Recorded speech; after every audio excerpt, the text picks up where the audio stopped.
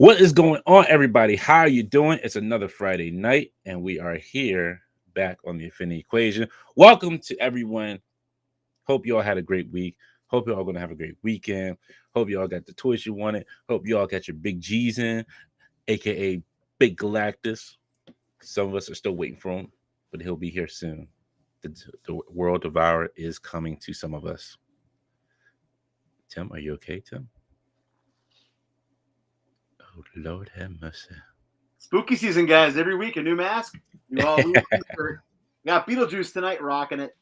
Let's go. I did not get my Galactus shipping notice. That's why I am in V for Vendetta mode, Dante, because he has not yet shipped to me, and I'm getting jealous of all my friends. So this is what you have to do. You have to turn on the updates. Okay. And it'll tell you, like, mine's just updated today. It was like, bam, it's in Maryland already. I was like, what? Ooh, what? Wow. I was like, okay. FedEx out here doing the job of the champs. Yeah, man. Take that victory when you can get it, right? Dang. Exactly. Good deal. But excuse me. Feeling a whole lot better. So now I can actually say stuff and feel like doing stuff now. That was my next question. How you're feeling? I'm feeling great. Still a little bit of a cough every once in a while, but still I'm feeling like 98% like I should be. To quote Fortunato from the Cask of Amontillado, "'Tis a cough. I shall not die of a cough." You'll be fine, right? Working it out. To quote Rick Steiner, it's 100% chance that I could be healthy, but 80% of that chance is me still being sick. But another 75% of that chance is me not feeling sick. But what you got to take in the fact is there's a 38% chance of me have to still go to work being sick. And there's a 77% chance of me being a champion. There it is. That's it. You carry the one and you divide the dividend by the square root of the belt, and you get the winner. Yeah, you win. Exactly. Then you win. Either in the end, your chances are 0%, and mine are still 110%. Before we start, I want to say thank you all. Just a thank you to everybody. Thank you all for who been here at the beginning. Thank you all who have been here, who are just now joining us and finding us. I appreciate each and every one of you who show up. Even if you don't say anything, I appreciate you watching. If you're not in the chat, say hi. Just like if you say hi, it's cool. You ain't gotta say hello. Just say, hey, just let me know that you're here. Because I like to see you. Just throw us a good old what goes on. If you're watching right now and you've never spoken in the chat before, I request you type what goes on. That's all you have to say. Exactly. Then we know you're there. It's the gateway into what we do here at IE, the Goon Squad. Yes, we are a welcoming group, so we welcome everybody to the Goon Squad. So just let me know that you're here. Let me know. But if you are new here, please like and subscribe to the channel. If you like what you see, we always got some good stuff coming up, and we got some old stuff that we have replay. Hello, David R. See, he said David R. says what goes on. Hey, David R. How you doing? Hey, there he is. What goes on? Yeah, and that's all you got to do. And you know what, Dante? I'd like to add this as well, because I forget to mention it from time to time. If you're the individual that likes to watch the playback or wants to watch but doesn't have time to watch the playback, go over to iTunes. And all you have to do is in the app, you could download what we're talking about. It might be a benefit because you don't got to see my ugly mug on screen, just hear my voice. So always remember, if you got to get out of here and you got to skip out and you're going for a jog, you're on a long drive, going out there for some Halloween stuff at Spirit, whatever you're doing, download the podcast and then do the comment thing, right, Dante? What do they do with podcasts? I don't know that. Yeah, something I don't know. Patrick again says what goes on. All right, so let's go through this because we got a lot of people here, and we got to go through this real quick. Equan, what is going on? Greg Finstad, New NJ Tree, my man. The tree. We got to get together again soon, sir. Striding, James, a.k.a. Ratface, Don Machichiaro, Pokey 87, Four Feathers, Six Packs of Knickknacks, Plastic Thunder Rasper, Obi-Wan Chigones. Let's see. Johnny Coat. Love play. Hey, Johnny, we got to get some Overwatching again. Mark Rose, David R., Andrew M., Omega Weapon 13, Best Adult Toy Talk. Well, let me tell you about those toys out there. They're where they go. Wow. Already, we just went from G to G whiz. Nobody knows what it means. Patrick M. Robert Diaz with the super chat. Thank you very much. He says, to quote Brian Fantana from Anchorman, 60% of the time it works 100% of the time. That is true. And we're working here for you. We are. Mr. Jones, what's going on? Mr. Jones and me in the house.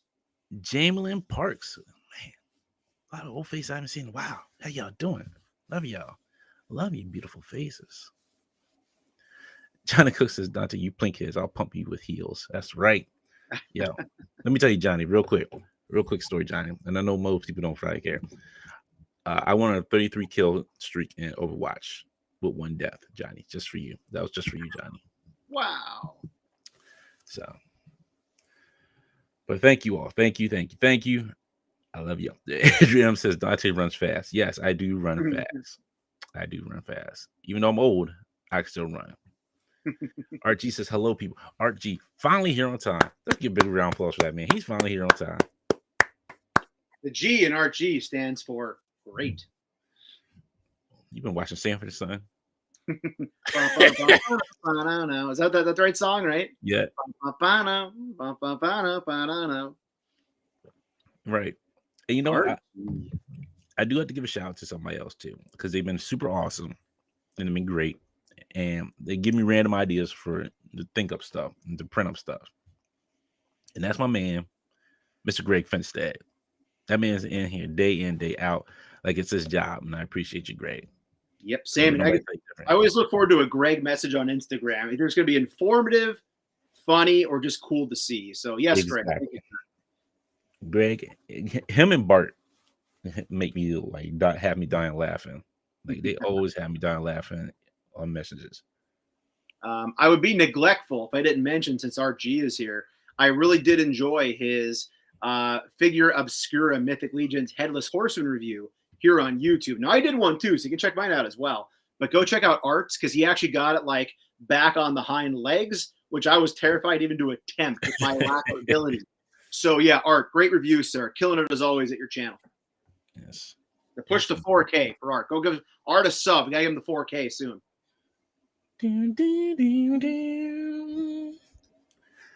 Woo! Dude, every time I had to do it at least twice in my review for the Horseman. I rewatched it like afterwards. Totally said 4 horsemen, implying like the Headless Horseman, not the 4 horsemen that actually like made it.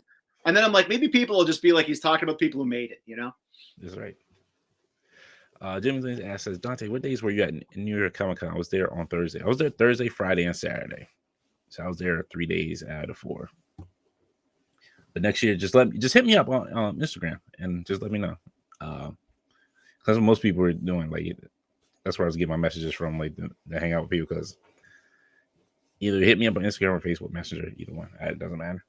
And then we'll hang out.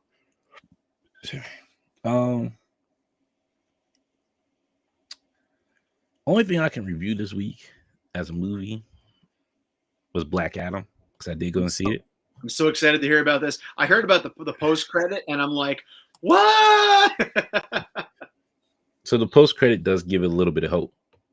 Mm-hmm. Oh yeah, they're keeping the connective tissue, from what I understand, which is good to hear.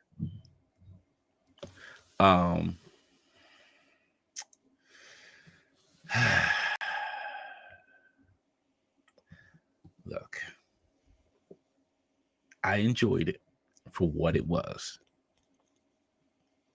It's The Rock being The Rock, but it was an okay movie. Okay, so we're not talking like, I don't need to get out the Notebook with the Morbius things like WTF and what's happening here. We don't need those like subtitles or anything this time around. No. Okay, good. Then prepare.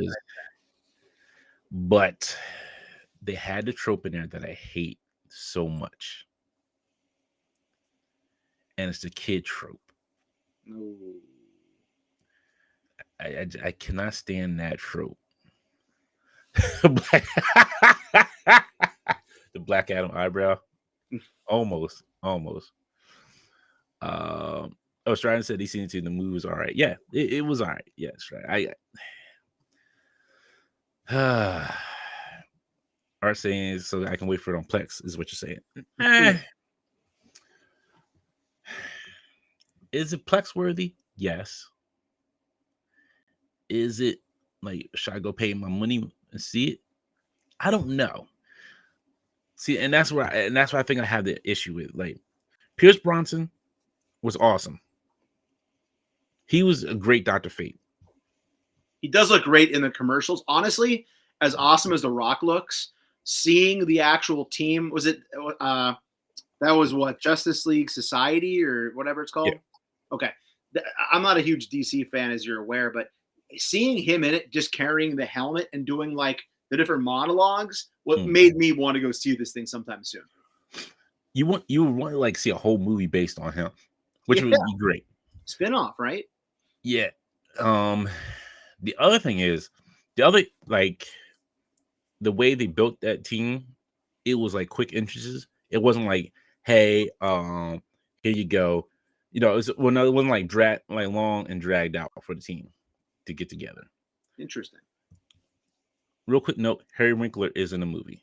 Henry Winkler is in there. Yes. Ooh, the Fonz. Yes. Hey, all right. Elbow the damn machine. It starts to work. Okay.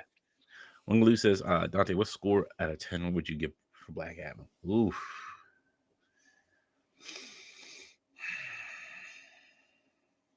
Maybe between a 5 and 6. Ooh, it's lower than I expected you to put it at. It's because of the kid trope. That's what killed me. Okay. And like the guy that was sitting next to my wife, because my wife's sitting there, she was sitting there with me, and the guy who was sitting next to her, I hear him say, "Not again."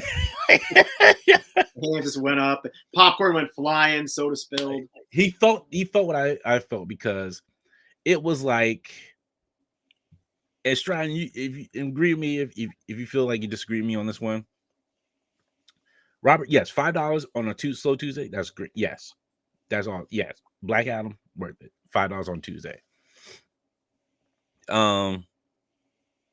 Yeah, it's that kid trope killed me.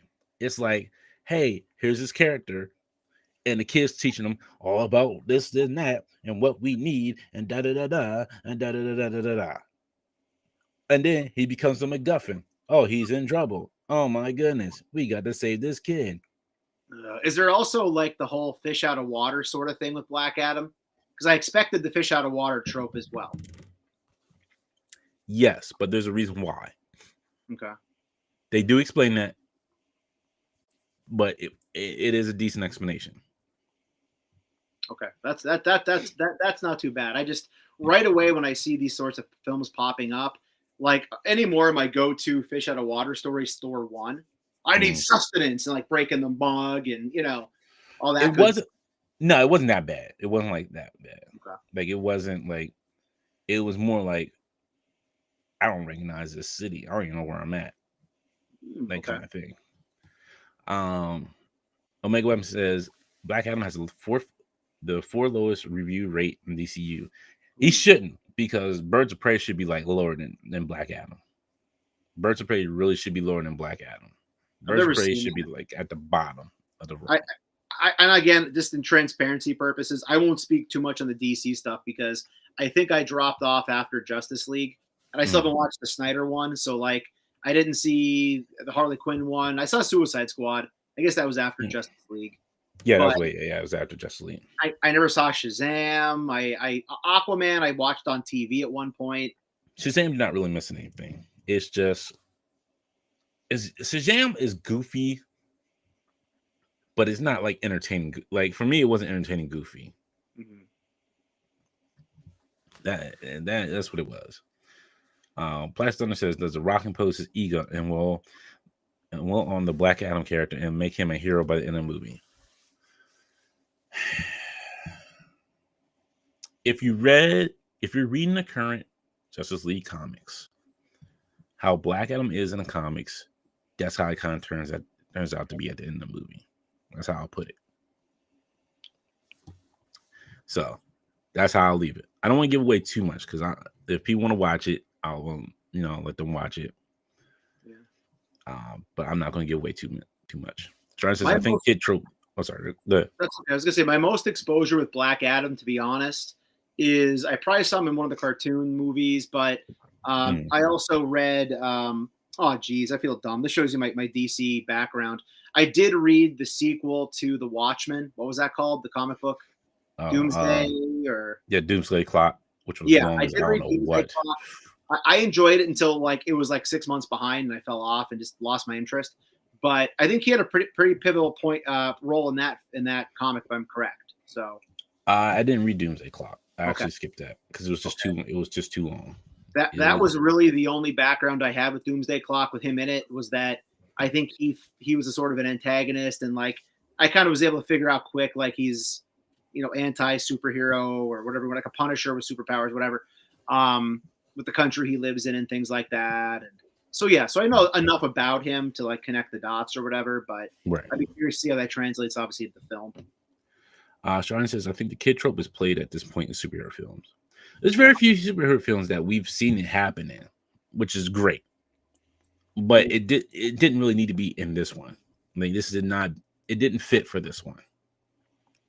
Gotcha. Iron Man 3 is the first one I can think of in the Marvel universe. Iron Man 3, that one was hard. Like, that's why I don't like Iron Man 3. Can't stand Iron Man 3. Although there were some decent lines from RDJ, like, do you want to know how I knew that? Because we're connected, or whatever the hell he says to the kid. Some of them were funny, but the movie itself, though, cringe. Bones, a PhD. Oh, thank you. And let me just give a shout out to Bones because he sent me the piece for Ultron Bath. Thank you very much. He sent me the body piece because I did not want to have to buy Miss Marvel. So he did send me that body piece. I appreciate you. Thank you very much. Something's going to be in the mail for you, so be on the lookout. Thank you very much.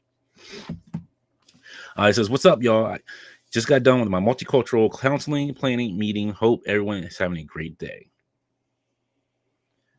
Let's see. Oh, Shrine said he meant played out. Yes. Yeah. That's the best way to sum up for the movie. It's not perfect, but it is entertaining. I was having a great day until I cut my thumb opening an action figure, and now I'm wearing a Christmas Band-Aid on my thumb. Sorry, Dante. I had one Band-Aid in the house, and it's Rudolph. So Merry Christmas, everybody. That's the truest thing I really hate and fear. Is like, It goes right through you, right? And I feel everything else I can deal with, except for that. Sorry, man. I won't bring it up anymore. Robert Diaz says, best fish out of water story of all time is the first 2 seasons of Dragon Ball. Oh, my goodness. Man, that's a deep cut back in the day. Mr. Jones says, the Peacemaker show was awesome. Peacemaker was great. Peacemaker was very awesome. I enjoyed it.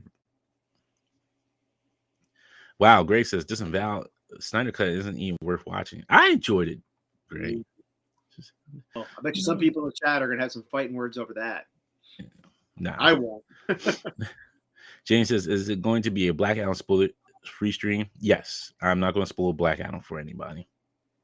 Pokey87 says, I thought Shazam was done. I agree with you, Pokey. I do agree with you.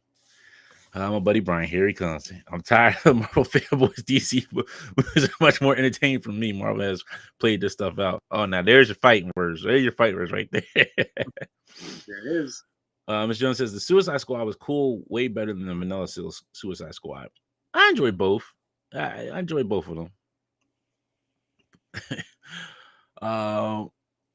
Plastic saying boo. Ryan says Peacemaker surprised me and how much I like it. Peacemaker was like a great DC show. If DC could if Warner Brothers could do more DC shows like that, they'd be on a roll. I think they might if they could do more shows like that, they might outpace the Marvel shows. But if they spread them out, it would be great. I did watch, again, not a DC guy, so I apologize. I did watch the more recently released Titans review, or Titans trailer, I'm sorry. And it made me interested. Like, I know the big thing is they tease Batman and mention Bruce Wayne, but don't do a whole he's been on there. Has he been on? Okay. Yeah. So that was kind of cool. It almost pulled me in a little bit. Yeah, I've watched the first 2 seasons. I don't think I've watched this. I haven't watched the third season yet. Okay. Now I haven't watched the last 2 seasons of Doom Patrol, because Doom Patrol is pretty good as well. Okay, yeah, I haven't seen that. And then somebody in the chat let me know Is it Court of Owls that they're showing off in the trailer? That's what it looked like to me, was Court of Owls, but I could be wrong. That's how I interpreted it. I don't know. Like I said, I haven't watched it because I stayed off the radar for it. Like I still gotta finish Young Justice. I gotta finish off the last season of that. Yeah, catch up on Titans. I gotta catch up on Doom Patrol, so I'm behind on everything. Gotcha. Let's see. James A.K. Rafa said, "Who got Kamakura notification?" I did. I have not. I got my Apocalypse notification, but I have not got that one. Ooh, bad news on that front. So I'm probably not buying the Apocalypse. I shelled out a pretty penny to get the Build-A-Figure within the last year, and I have the AOA. Sorry, Dante. But I'm probably not going to get it. But here's my problem with it is that I was in Allentown. I'm Lehigh Valley, Pennsylvania. And my favorite local toy store, VR Hobbies. Check them out online. Good people, okay? They got in that Apocalypse. And I was going to go check it out 2 nights ago on my way to Allentown. And this is the tragedy of the week. I looked at my gauge, my temperature gauge on the Jeep starts going towards the hot side. And I'm like, oh no. So right now my Jeep might be in trouble. So unfortunately I couldn't drive that far. I had to come home. Or else I might have it in hand. I don't know. When I would have seen it, I might have picked it up. But, yeah. I don't know. I ordered on Pulse. So they said it should be shipping soon. So we'll see what happens. It looks cool. Hopefully it comes in. I know, Dan, you did a great review of him, but yes. That's even one too. Like if you're a wall person, like our buddy Figgy, if you're putting stuff on your wall, even if you already have the Build-A-Figure like me, it's enticing, like that Kingpin on the card, to slap it up on the wall. So, yeah. What's going on? The Canucks says, "Hell, Dark Jokers in Tim. Hell, chat. Hell, mods. Hell, Hydra." Grace says, "Black Adam when a Hawaiian plays an Egyptian for the 3rd time in career, return to Scorpio King." That is true. I forgot about that. Yeah. Yes, indeed. Let's see. New York Finger Fanatic. What's going on? How you doing? Relatable Figs is here. Sup? A Tizzle in the house. Hello for me and sleeping Bruno. Bruno's sleeping. He was on Zoomy mode since he got here. We went, as I posted on Instagram, this is about score 12. We went over to a local brewery, got a drink with dinner, and he hung out with us in his little Halloween costume. And as soon as we got back, he just sprinted back and forth for the last half an hour. He's probably pooped out for a while now. Poor Bruno. Little legs move quickly. We don't talk about Bruno. No. We don't talk about Bruno. No, Rugged, what's going on? It says DC needs help. Oh, man. Yeah, DC needs a lot of help. Hopefully they'll be able to right the ship. Let's see here. Canuck says the Peacemaker was good until they made him gay for the sake of being woke. Lost me at that point. What? When was that? I don't remember that. You didn't watch it. I don't remember that. Oh my gosh. Omega says I was able to pick up the Infinity Ultron bat for $70, so I'm good on the wave. Nice, cool. Howard Duck. Robert says Howard Duck was the most rotten Marvel film of all time. Oh yeah, it is the most downed, hated. Well, I shouldn't say hated. Worst film, because I remember watching that as a kid. I was so confused watching that as a kid. I knew nothing of who Howard the Duck was. I just remember seeing it on HBO or something at my grandparents' house, being like, "What is this? Why is this?" Exactly. My mom used to turn it on for me as a kid. It's "Hey, Howard Duck's on." I'm like, "Okay, Howard Duck's on. I'm gonna watch it." Mr. Joe says Titans and Doom Patrol are pretty good too. I think overall their TV output and animation stuff is better than their films. Now let me say this: I did watch Batman, Superman, Super Sons. The animation was trash. I'm sorry. That animation was garbage. That was a film they should have just rolled back and just took some time with. Anime Harley Quinn is fire. That is true, Ryan. I have not watched it. I'm not a big Harley Quinn fan. I've watched some of it. They were putting on Sci-Fi Channel for a while. Mm-hmm. Yeah, I do remember that.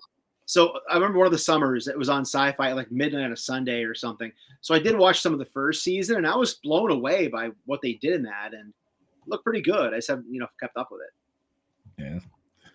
All right, I'm gonna blow through some of these real quick here. Plaston says Doom Patrol is dope, just a little childish though. Yeah.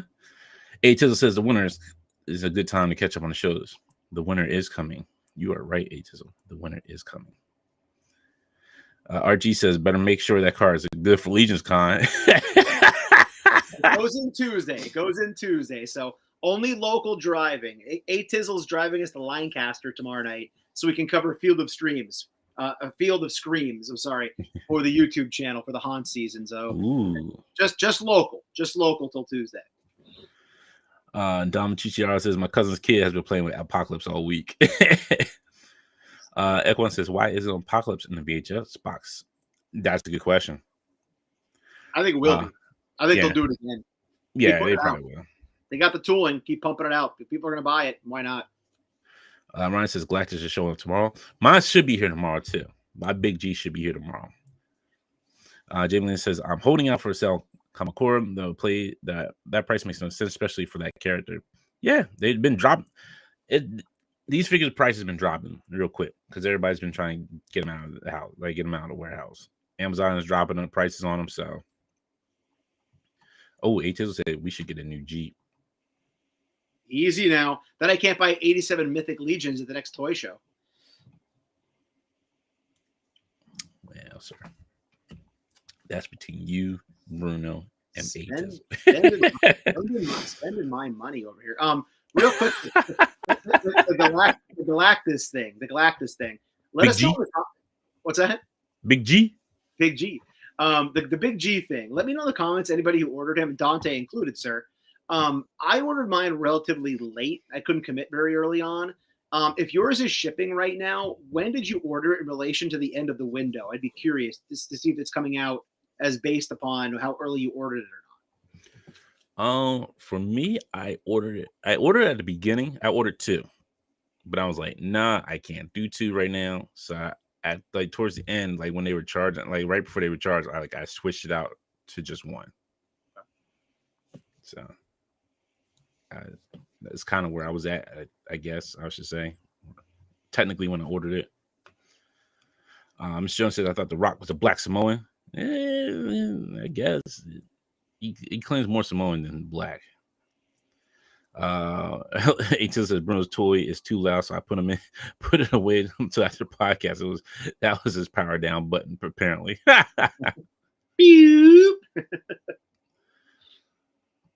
Oh man, yeah, love y'all. Y'all keep these comments rocking.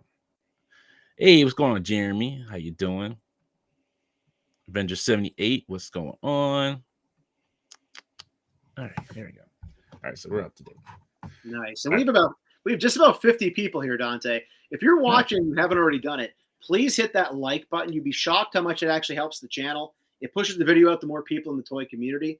So if you get the opportunity when you're off later on, or scroll over, hit that button, hit that like button. Helps out a lot. Yes, and thank you all for who got that interview with the Marvel Legends team over like 1,200 views. I'm like, good Lord, I did not expect that. So awesome. Did not expect that, but I appreciate y'all. I did finally, so just sure about I did finally put together a Storm Shadow kit. So this is what it looks like. Fully put together. It's not bad. It really isn't bad. It's not a bad kit. It looks awesome. Like the arrows actually can fit in there that you cut out. These are not actually swords. So just like they're in there to look like the swords are in the sheaths, but they're not. The swords are just in the hand. The pouches were individually put on. And then it's like kind of little, like I said, nunchucks here are supposed to be there. Looks very clean. And his kunai are all in his strap around his leg. So it's pretty cool. It like I would say this is a worthwhile kit. Like this is worth it.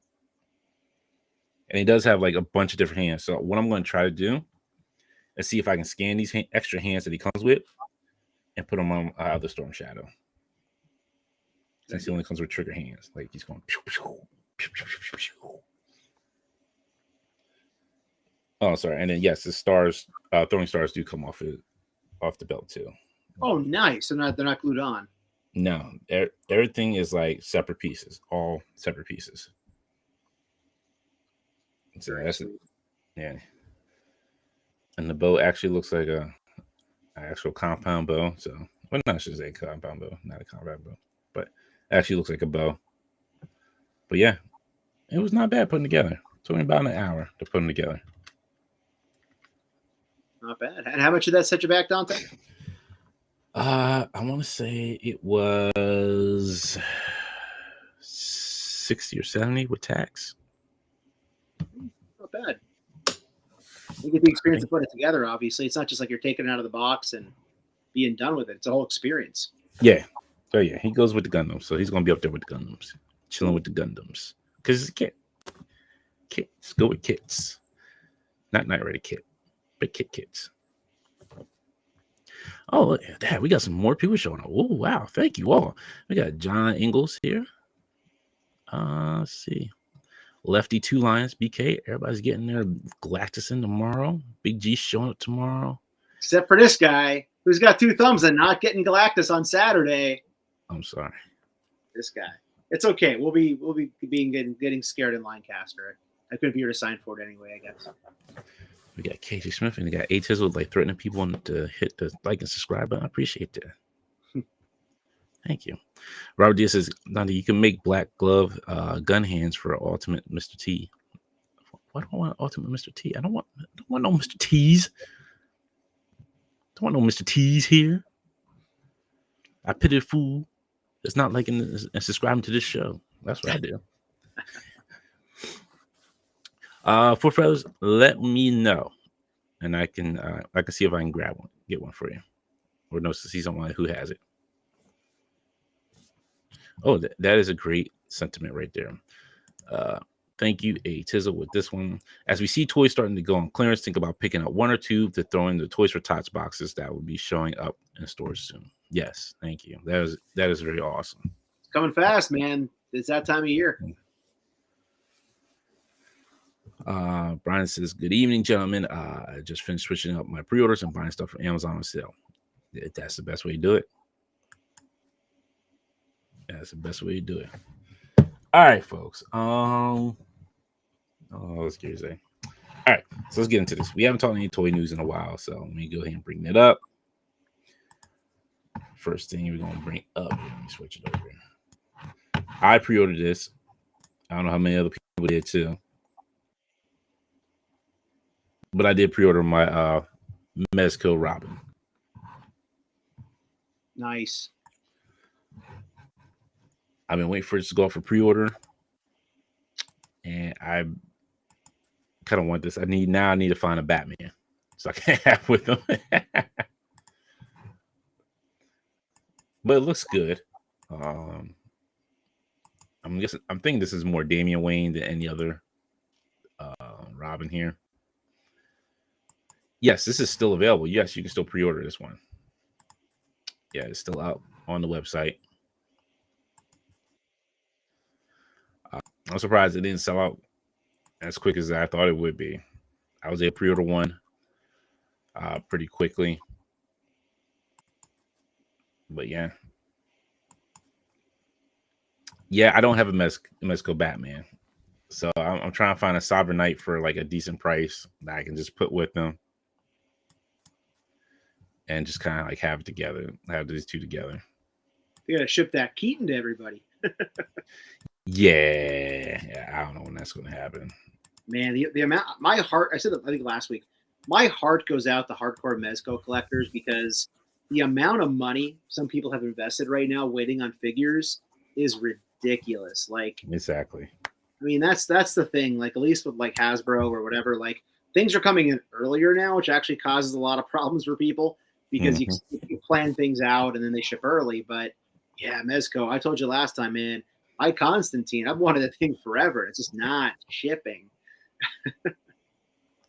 Yeah, you know what? I agree with Robert Diaz. Like this Damian Robin will come out first before they keep Batman. Yep, I agree. The way we're going, it's a trend we're seeing. Let's see. Sharon says yes, it's Damian. John Go says yes, love that Robin. Yeah, I like this Robin. Looks good. Like I said, I just gotta get Batman for it. Dom Giger says I pre-ordered this Robin too, fully knowing it'll be years before we get it. Where's Mr. Freeze? He's with the ice. He's with the dinos. The Ice Age. Get Just to the chopper. Just chill. He'll be here soon. Ah, You know, we killed the dinosaurs and Mr. Freeze. The Ice Age. Brian, he says Dork is having selling Snake Eyes and Timber for $30 and Star Wars Black Series Dark Troopers for 25. Yes, yo, Dork is having a deep discount sale on their figures. So yeah, it's great. I posted some on Instagram. They have the Scarlet Witch from Disney Plus for $9.99. They almost got me on the Spawn for the Violator, the clown. I think it was $12.99. That's a lot of plastic for $12.99. I know it's McFarlane and everything, but that's a lot of plastic and a lot of stuff for $12.99. They almost got me. It's like this close. Yeah, this one, I had to. When they first showed it, I had to get this. This one has a removable face mask, 3 interchangeable head portraits, 11 interchangeable hands, stand. He comes with a bow staff, katana, bow, 3 arrows, Bertarang throwing effect, grapple gun wrist mount with open hook and integrated posing wire attached to wrist, 3 small Bertarangs, 2 medium Bertarangs, and 1 large Bertarang. A lot of accessories. Mezco's known for that, right? Yes, they are. And I had my Mezco dollars, which brought this figure under $100, which was nice. Nice. I saw a comment, Dante. I was going to bring this up, but Steven just mentioned it. So Dante and I talked off camera. So also at Amazon, they have coupons right now available. The Iron Spider-Man is also up there. I think I got mine for like $24.50 shipped with Amazon Prime. So just in terms of thinking about deals right now, if you haven't gotten an Iron Spider yet, I picked mine up at Target. I got it home. It sat there for like a month, and I said, too expensive, take it back. So you can get it cheaper right now on Amazon. And Art G actually pointed out as well, if you played a long game on Dorkside or other pages, maybe later it'll be cheaper. I finally jumped on it. So sorry to interject, Dante, and throw that out there, but I saw the comment. Well, this one's even funnier. Equine said, I ordered the 89 Batman before my son was born. Now he's almost 3 years old. Oh, my God. No way. Has that been there that long? It's been 3 years? It's been that long. Yeah. It's almost been like 3 years now. That is I know it's been like a punchline, but that long? That's insane. Robert Diaz says, does Mezco take your money first, or do they take it when it ships? I own no Mezcos and need to know. So there is a non-refundable deposit that they do take out if you do credit or debit card. If you do PayPal, it takes the full amount out. It charges you for the full amount. So that's how they break it up. Jamie Lynn says, heads up to everyone. Everyone's Damien Ramen is not exclusive. If you order from BBTS, for example, the deposit is $9.50. Oh, okay. I didn't know they charged a little bit less for that.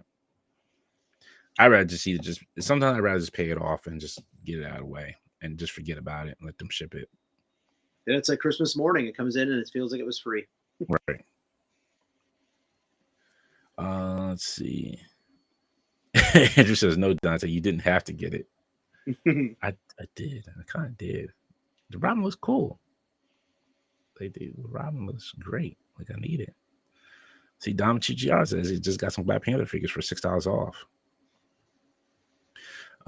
Johnny Cook says, Dante, do you have any experience with seamless action figures? Do the elbow and knee areas break down after a while?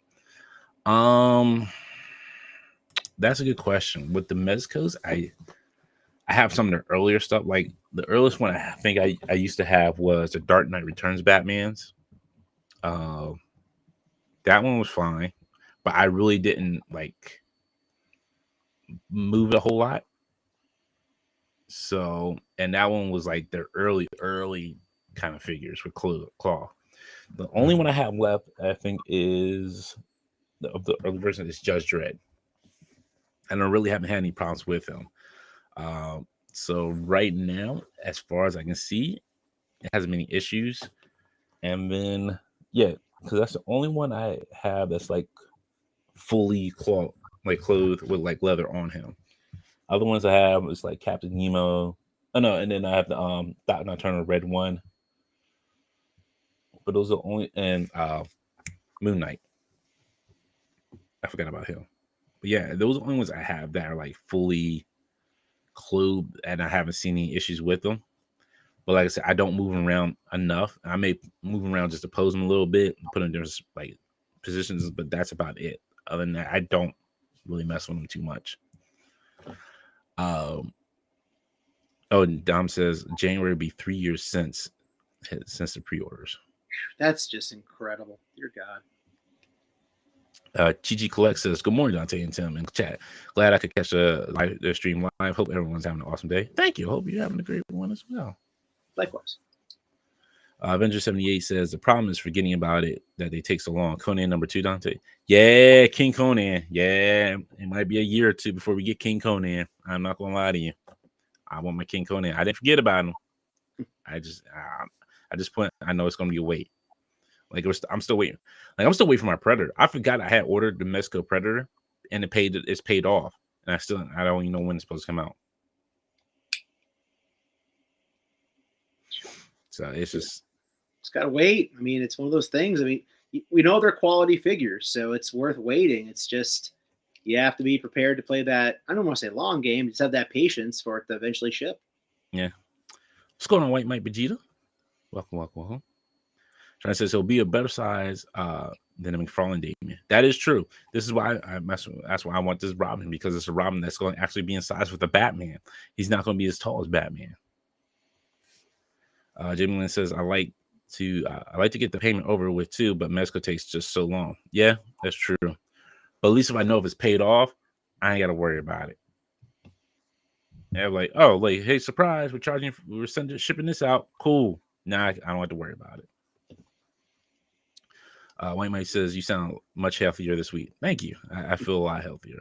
I feel a lot alive right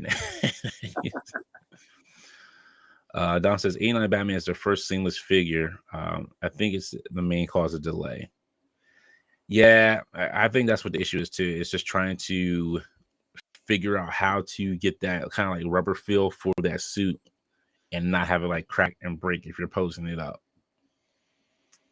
Which is I won't say it's very hard. If it was me, I probably would have just like did a couple tests first, make sure we could make it before we announced it and said, hey, we're coming out with this figure. Chichi Collect says, hey lads, what's your favorite Joker figure and who was it made by? I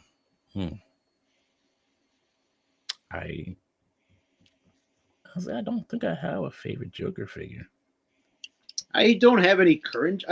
The Joker is like the DC Multiverse or the McFarlane Mortal Kombat. I see it, I pick it up. Sometimes it's on sale, and I just go, I'm not a big enough DC fan to have this, so I can't go current Joker.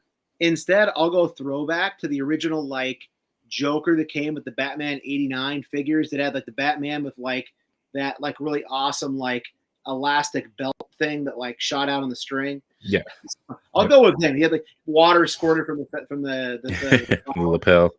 Yeah, I'll go with that guy. Circa 30 years ago.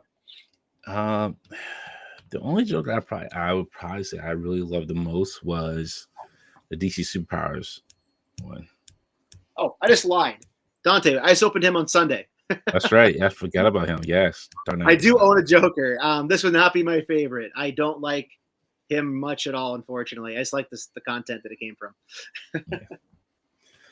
Ben Chimney says, I'm going to sell Spider-Man black suit, my Spider-Man, black suit Spider-Man, Blade, and a few others. Oof. Cutting down or just cutting back or just get rid of all of them. Oh, yeah. Ryan says, Null 2-pack is $55 to coupon on Amazon. Way better than $79. Very true. Save the money when you can. Professor says King Conan would be awesome. King Conan is going to be awesome. I can't wait till he comes out.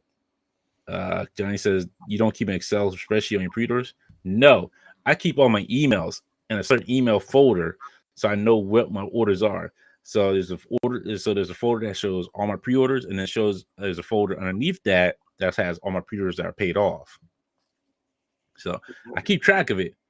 I must have accidentally deleted the email for the Predator Mezco one. That's the only thing I can think of. I must have accidentally did it because I went into, so I was going to look and see what I had on pre-order with Mezco, and that was there. And I honestly, I must have just deleted it by accident. That's the only thing I can think of. Avenged 70 says I still haven't ordered the Predator, Alien, Texas Chainsaw Massacre as pre-orders, and the third part sales are still up. I sometime put in my order when I see it coming out. Definitely. Let's see. Johnny says Dante Grace now with more alive. Now with more alive. Yes, I am more alive. All right. Yeah. So that was Mezco pre-orders this week, which was pretty on point. Not bad. We'll go to some Hasbro here because Hasbro dropped a lot of stuff. Dropped 2 things this week. I should say a lot of stuff. They did drop the War Machine in multicolor, and different deco. It is Iron Man, just a different color. But it takes more of that look from Marvel's Capcom for those who had played it. He has that look of that. I'm gonna take you for a ride. I want to take you for a ride. So this will fit in better with the Iron Man, the giant like the cannon thing, pretty much. Either one, because that's the same deco colors that he had in Marvel's Capcom. Okay. Yeah, so you had this one. They had that was one of the ways that they kind of like cheaped out and say it was different color, like a different character. Like it was War Machine in the suit. When you picked this color, it was considered War Machine. If you picked the classic yellow and gold, it was Iron Man. So it was Gotcha. Okay, that makes sense. I can read it. Yeah. I was really on the fence if I should pre-order this or not. And then I was like, should I? I did, but I may cancel it later on. Nothing wrong with that, Dante. The reason I'm not getting Big G tomorrow is because I pre-ordered the Herald's 2-pack and then I canceled it 2 nights ago. So I angered the Hasbro gods. That's why I'm not getting my Big G tomorrow. But all kidding aside, yeah, I mean, nothing wrong with putting a pre-order in if they're not going to charge you right away. Think it over, and then, hey, you know what? It's not for me. It's not what I want. Cancel it. You know, it's what's there for. Yeah, and I think that's the thing. Like, it's great, but I know it's a repaint of a figure I already have. I'm getting ready to have twice over. Yep. And I think that's the thing for me. I think that's the real issue for me. It's a figure that I'm going to have twice over and 2 different colors. And was this exclusive or no? I don't think so.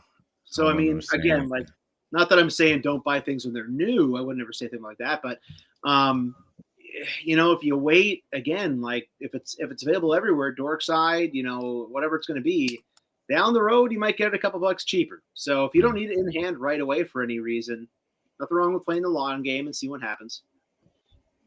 Yeah, I mean, it comes with new effect, kind of like newer effects with it, which it's not too bad. Oh, it is. Art says yes, this is exclusive to Pulse. Okay.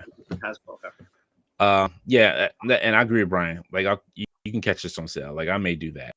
Now, at the point, the reason why it doesn't come with any guns is this War Machine technically didn't have guns, if I remember correctly. But I can see most people putting this like in their Marvel's Capcom 2 display as part of like as a Marvel team. So, yeah, that's all I can say about this one. I mean, oh, it is on Dorkside and BBTS. Okay, there you go. I just pre-order stuff through Pulse and just like kind of forget about it. Unless it's something. This is like army builders, and like where Pulse only limits you like to 2 or 5. Then I gotta go out to other websites and grab them. Sorry about that, Art. The confusion on Art had said that he thought that we were referring to the Herald's 2-pack. Oh, okay. No, I'm sorry. Yeah, no problem. My fault. Also, while we're talking, guys, I'm going to open this. I'll be discreet and quiet because there's no plastic. Just to make sure there's not like a freaking potato, as Dan Who would say, or, I don't know, a Stone Cold Steve Austin figure inside, because it was Amazon. Right. So I just want to make sure, because if otherwise I'm taking it back tomorrow to my local Kohl's or whatever. So I don't blame you. I'll do it low-key over here. I'll show them what we're talking Poke87 says, "How does the chest burst stay on?" I didn't get the Iron Man that had it, and I was curious. I'm trying to think of what Iron Man has that, because I don't think, is there an Chest Iron Man that burst? came this what I have up on the screen, like the chest burst. I can't think of a legend that had that. I could be wrong, obviously, but I Yeah, just going through between the MCU ones and the comic ones, I can't think of any that had a port on the chest like that. yeah. Not offhand, like, because I know Module Iron Man didn't have it. That's the first one Just I thought of. I was looking at it right here. I was like, he's an yeah, ass. it might be just a deeper cut inside. It just sits in there. Without looking at the back of it, I couldn't say for sure. This just looks like a piece that's just made for it. The new Iron Man hasn't come out yet. That looks okay. So the new one that's coming out with the proton cannon has it. Okay. That makes sense. So it's not like it's new, but it's not brandy new. Iron Man's getting it first. Right. All right, and then the finally get some more Reavers. Pretty Boy is coming out. Pretty Boy. He looks pretty damn pretty over here, or I can tell. Damn well right. It looks good. Let's see. Looks like it comes with 2 guns, blast effects. So it looks good. 20th of the month reveal, but they say it'll be available later for pre-order late this year. So we're not sure if he's going to be just a single release or part of a X-Men Wave release. But I forget. I know some people said, and I know probably Todd said in his Rectangular's probably said in one of his videos, and I forgot. Yeah, I think that are we addressing any? I don't know. Did we talk about Todd's video on here? I can't remember. No, yeah, because I'm watching this. Like I watched them, like I watched the videos when they first come out, and I forget half the stuff they even said in it. Like because I just mentally shut down. Like I don't want to afterwards, cross any lines. I don't know if we discuss. No, I forget honestly. Like I'm not lying. Like I'll see it and I'm like, okay, I'm excited, and then it's like I'll forget about it, and I'm like, oh, here it is. I'm happy for this. Gotcha. Yeah, So, I think there were some rumors this might be part of a 5-pack potentially. Yeah. From what I had heard, right? I think similar to like the Wolverine kind of random 5-pack where we got a bunch of like random X-Men figures in it. Yeah. So yeah. Anyway, yeah. If this leads to me getting Strife, then yes, I'll buy it. Ugh, Strife. Oh, Strife. Yeah. But somebody said this looks like a good head sculpt for like a Superman. All right, good news. I did not get a potato or anything weird. It was Spider-Man in there. Is in the box. There you go. But this looks cool. I heard some people saying, Dante, that they wish they would have put the Silvermane body on this buck. Oh yeah. That would have been cool. I don't intend to buy the Silvermane. I will probably, if this is in a 5-pack with other figures, I will probably get this just for my Reavers collection, obviously to go with my Bone Breaker. So that's another thing. I'm glad you brought it up because like this could this could work for a Silvermane body as well too. This Pretty Boy body. This could be a Silvermane. Because going by what James Lynn saying is like, do you think this Pretty Boy will be popular amongst customizers? Yeah, I think so. Yeah, I'm with you, Stripe. I still have my original Stripe as well. But yeah, I think it will. Like, I think this will be more. I think most will wait till this comes out, and then try to see if the skin tone matches with Silvermane. Mm-hmm. Now, the ultimate question, Dante, if either you or any of our viewers can answer this question, I'm embarrassed I don't know the answer. Was this particular Reaver in the X-Men animated series episode Out of the Past? They don't show them that often. So, as far as they don't even show Bone Breaker that often in the episode. I don't know if Pretty Boy was part of that group or not. I can't remember. I'm gonna be honest with you. I cannot remember. We need Bo. We could get Bo on here right now. Yeah. Bo, where you at, Bo? or Rush for that matter. Archie says, and Barton Blake said yes. Okay. He was. Excellent. In that case, then yes, I need to buy him. Pokey says, this is about how are the paint apps on your Iron Spider-Man? Mine were pretty good, but not perfect. Well, let's take a look here. Okay, chest looks pretty good. I feel like Dan has it pretty good. Yeah, chest looks good. The gold's all right. Here, take a look here yourself. Looking okay to me so far. As far as the legs go, the boots look okay. The lines are looking okay right there as well. Back section, heels looking good from what I can see. The head, the gold on the eyes. I'm very happy I reordered this, by the way, Dante. You know what? Even though it's not like my most favorite suit, it wasn't bad. I'm glad I have a part of my collection, but it's still not like I still hate the suit. Yeah, I heat and I hot on this. I want this for my end of the year. I think we talked about this on Sunday, Dante, whether on camera or off.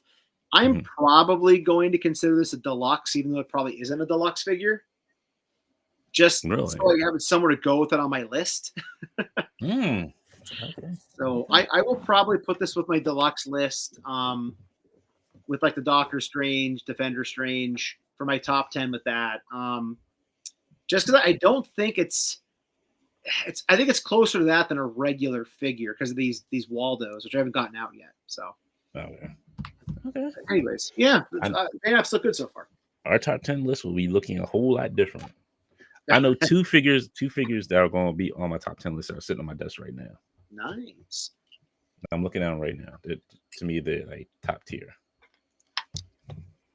Well, just to clarify, I can tell you this will not be on my overall top 10. It will not be on my overall top 10. There's no way this is going to be on there. But I could easily see this on my Build-A-Figure / deluxe figures list, at least getting an honorable mention, maybe. We'll see how that goes for Marvel Legends overall. Yeah. Blake says this is definitely in a 5-pack with Strife. Greg says, what if this is Pretty Boy? If this Pretty Boy is really a Reavers box set, that would be. Yeah, get the. Because I forget. Are we missing like I think one more? This is one more or two more Reavers. I can't remember offhand. Oh, jeez.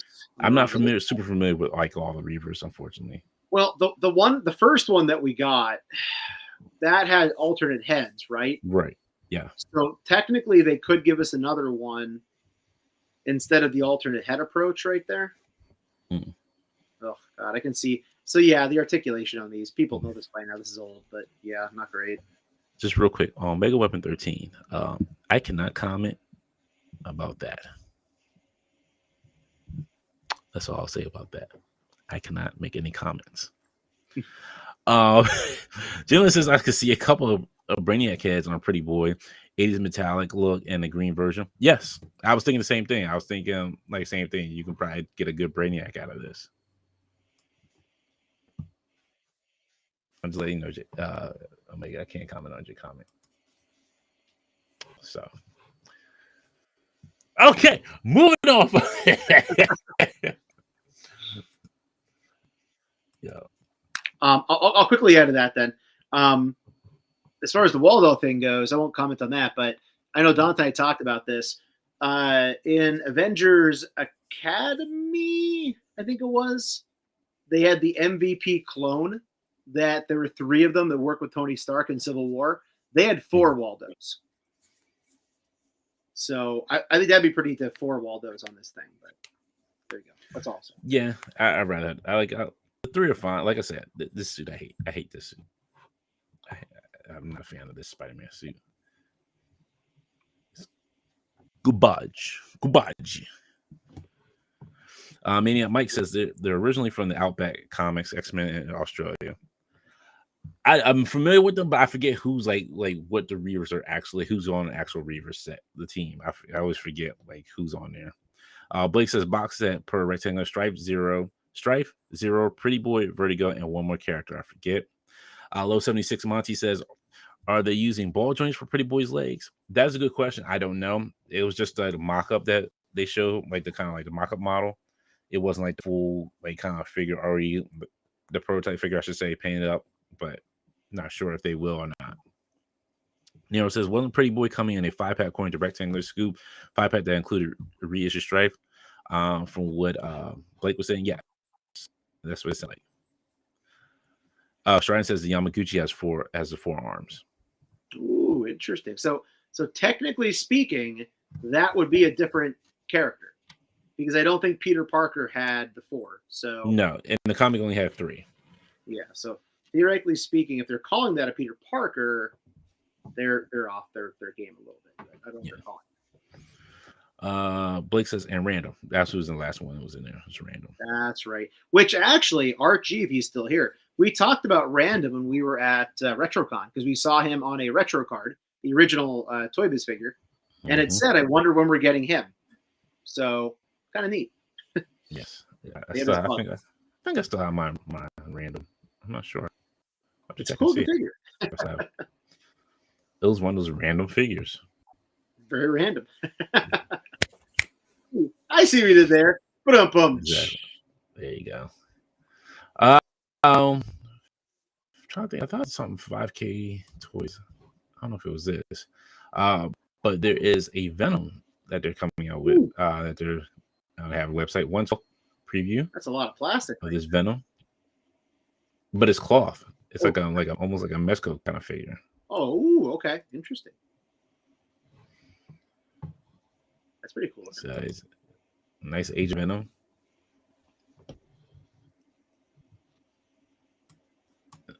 Actually, this kind of looks like the one that like the Hasbro one should have been. Yeah. Jamie says Amazing Yamaguchi gives you both options. Strine says the video game had 4 arms for the Iron Spider.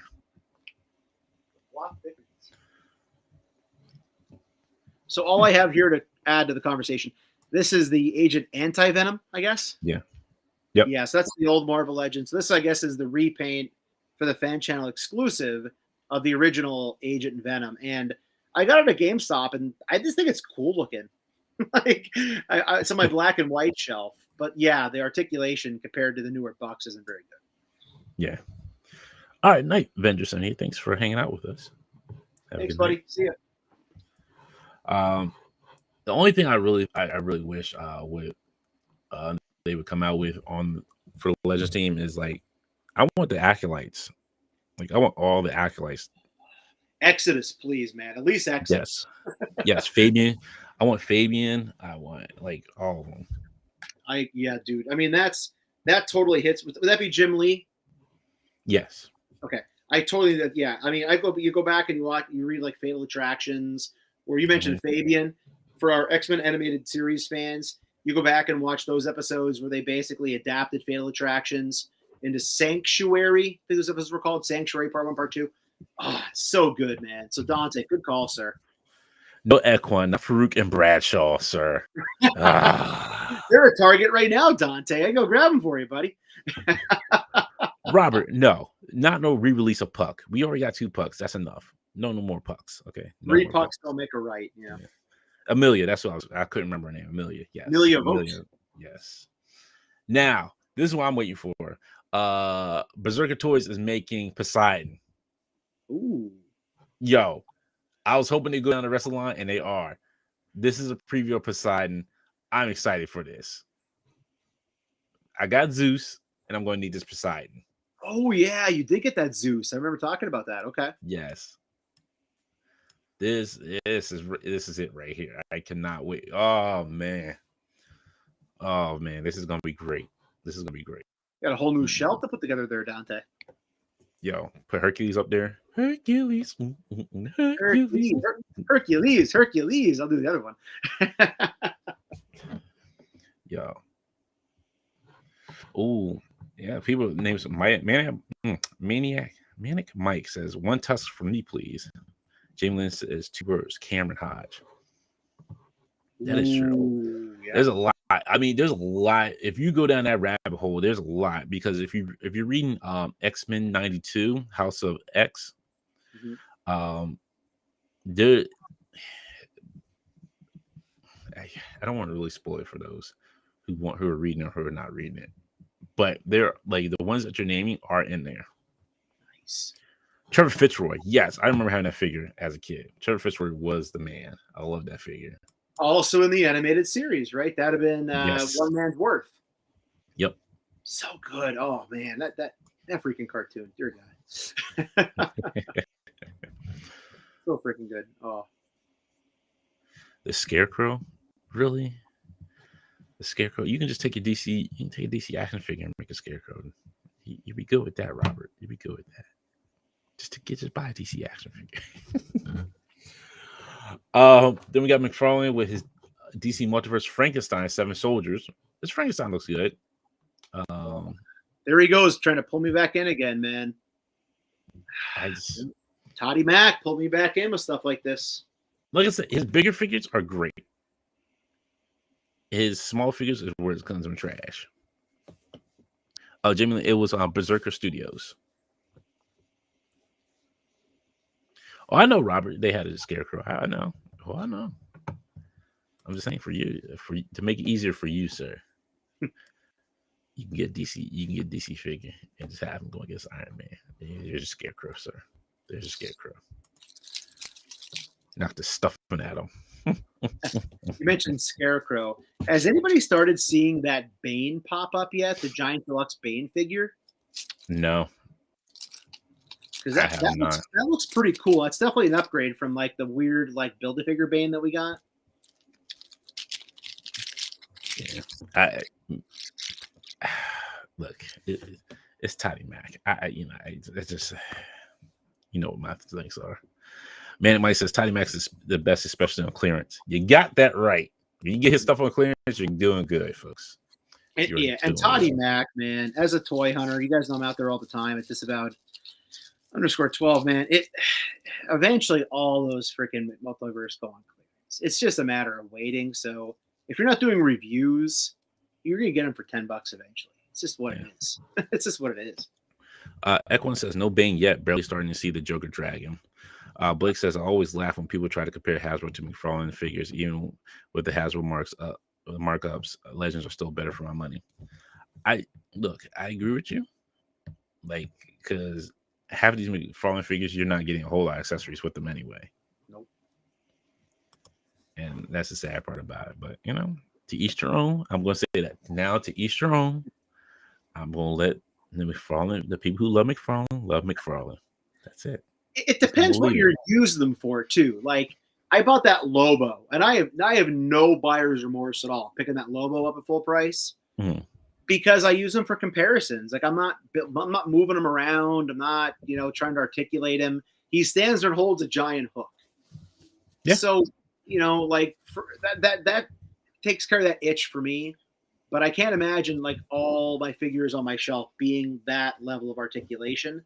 Right. I couldn't do it. But and for me, like from the Lobo I wanted was the Storm Collectibles Lobo because I thought that one was a whole lot. That one was better. Mm-hmm. That was the one I went with, so I went with that Storm Collectibles Lobo. And I will be honest, I don't even know what you're referring to. So how long ago did that come out? Oh man, I want to say this was like maybe a year, 2 years ago. Yeah, I totally missed out. I did not even know that existed. So that's pretty cool that it does. But here's a closer look of Frankenstein, and what gets me is this again. It's nice that the joints are finally being hidden. That's a good step up. But I hope these have like ankle rockers on them because this right foot looks kind of like off. Yeah, there's no way of knowing though. That's the bad thing about it. Yeah. But everything else is fine. But ab articulation, where's it at? I can 9 times out of 10 I'm figuring it's non-existent in this figure. Yeah, all that stuff on the front, unless you make a cut, I can't imagine you're gonna be able to do much in the torso with that. No.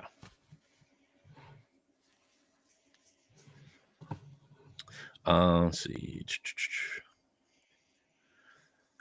Brian says I'm still waiting for Asbast to hit my area. Man, Mike says, yes, my shop, Toys in the Box, has it, and GameStop for only $6. Oof. Blake says, to each their own. That's fair. Yep. Man, Mike says, nobody bad about the Todd Father. Don says, that Storm Lobo is good. Dark Side 2. Bummed I missed Bane, but I have the DCUC. Yes, I did not get the Dark Side.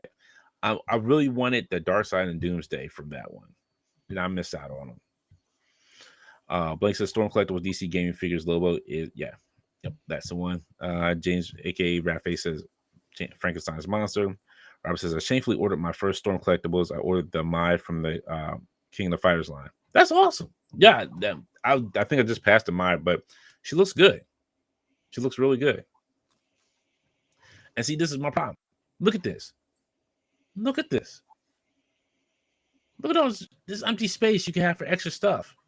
Yeah, that screams of like the Wolverine Tiger Stripe, where it just came with like the little tiny tubes in the box, or like there was a Deadpool Marvel Legend where it just had swords. Like all that empty space is just off-putting as a collector. This is why I have a hard time with these figures. Be like, you could put extra hands, a different head in here. Like, come on, it's just a sword, a figure, and a stand. Yeah, and I'm over the stands, Dante. Like, I remember people arguing, like, why aren't there more stands with action figures? They kind of made the rounds, like, last year on different people's channels. And then we get stands, and I'm like, I don't need them. Like, I don't know. It's a question. Yeah, and that's what I don't get. Like, I'm not using stands. The only ones I need stands for are the Legends with females that have heels. That can't stand on their own. That's the only ones. Here, Dante, to put it in perspective, this is I didn't plan this, okay? This is right in front of me here from our unboxing on Sunday. No shade here, okay? I love the Action Force stands. They're incredible, okay? I don't use them. They're awesome. No shade. Bobby, you're doing God's work, okay? But there's a stand I don't use, but it's a nice stand.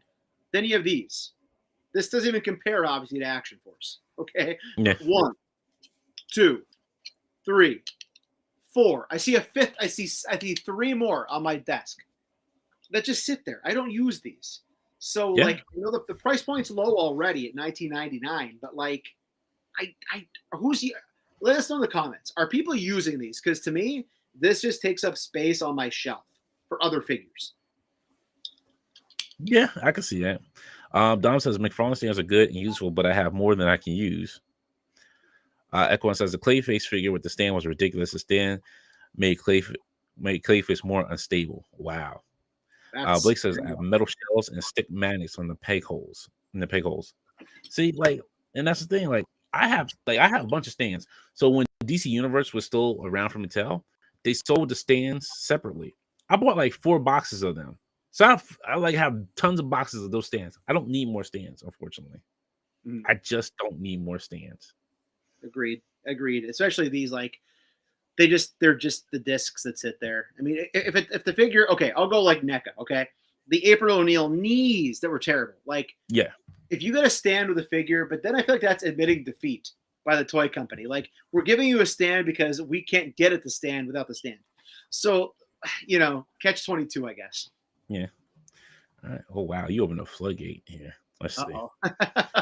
Robert says the laziest Marvel Legends Deadpool was the Marvel now purple Deadpool. It came out with 2 swords. Yeah, that was useless.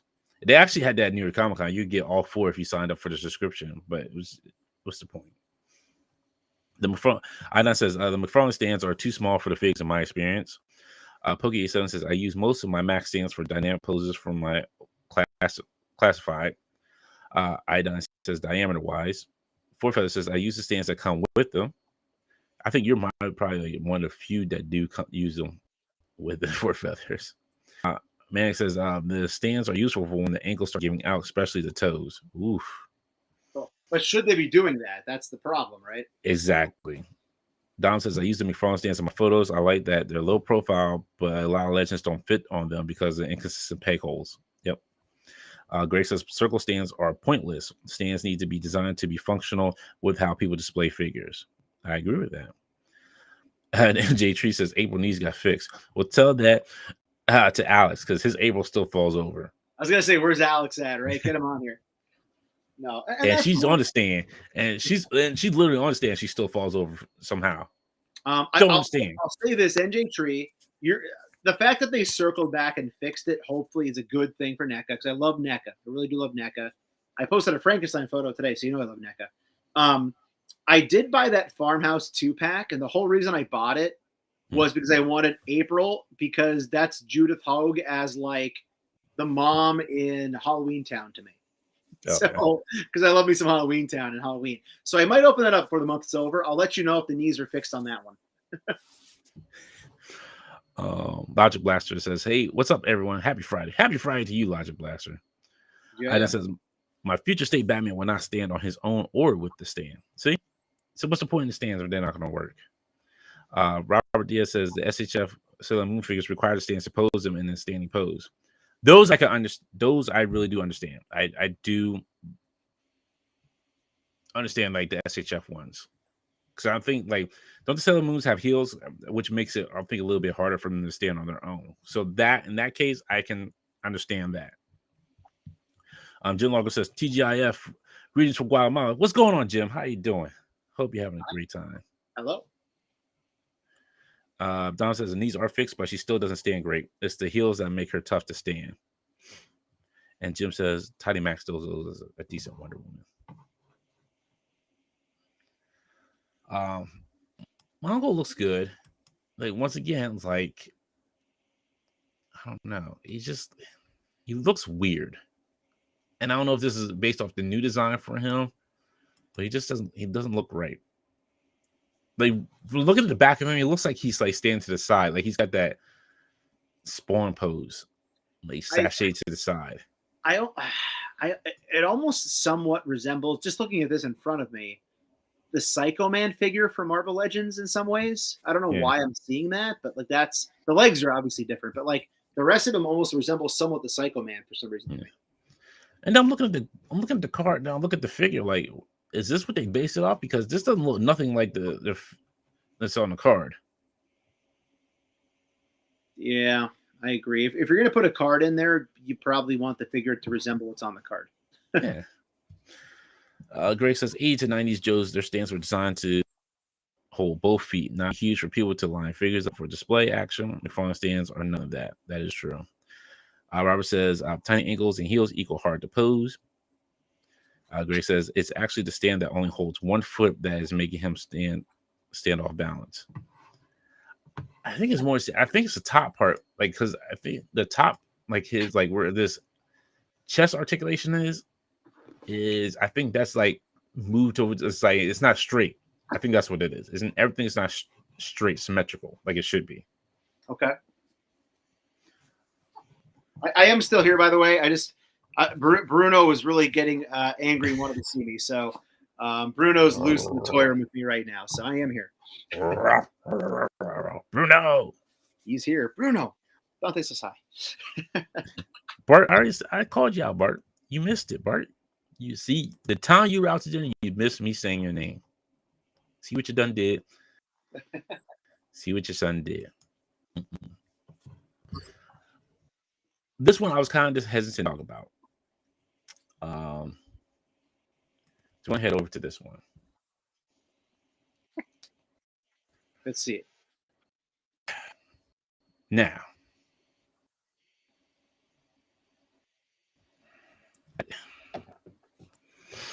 I'm trying to figure out what's the best way to put this.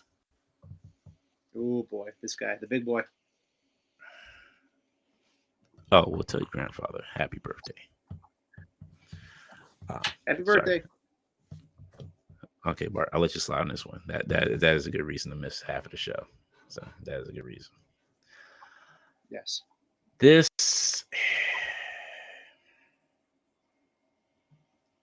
I don't know. What are your thoughts, Tim? Because I'm trying to formulate my thoughts into like the nicest way I could possibly put this.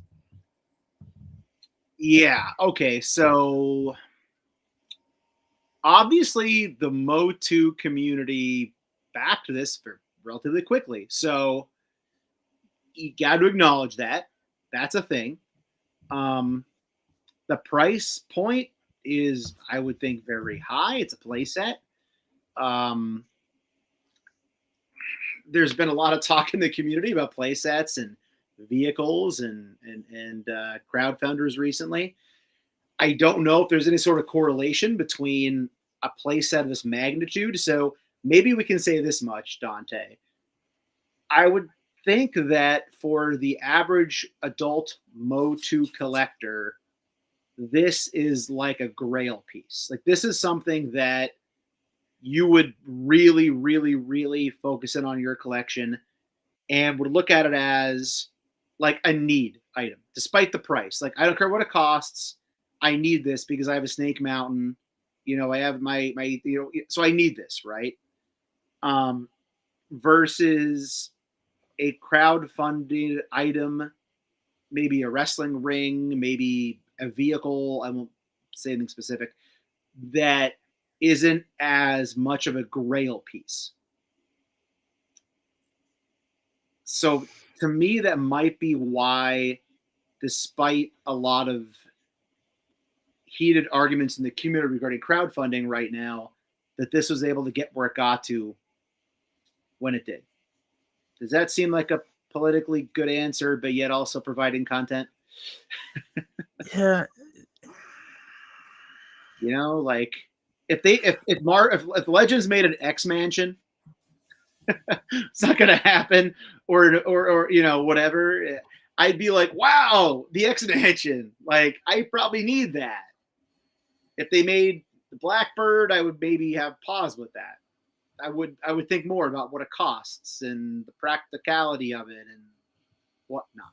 So I'll say this before I get to my point. I'm gonna read these comments, and I want to know everybody's place your comment in chat, because I'm curious what I see some of the comments here, but I'm just curious, what do you think about this being $550, reaching this goal way ahead of time, and already had two of the unlocks already unlocked of the tiers?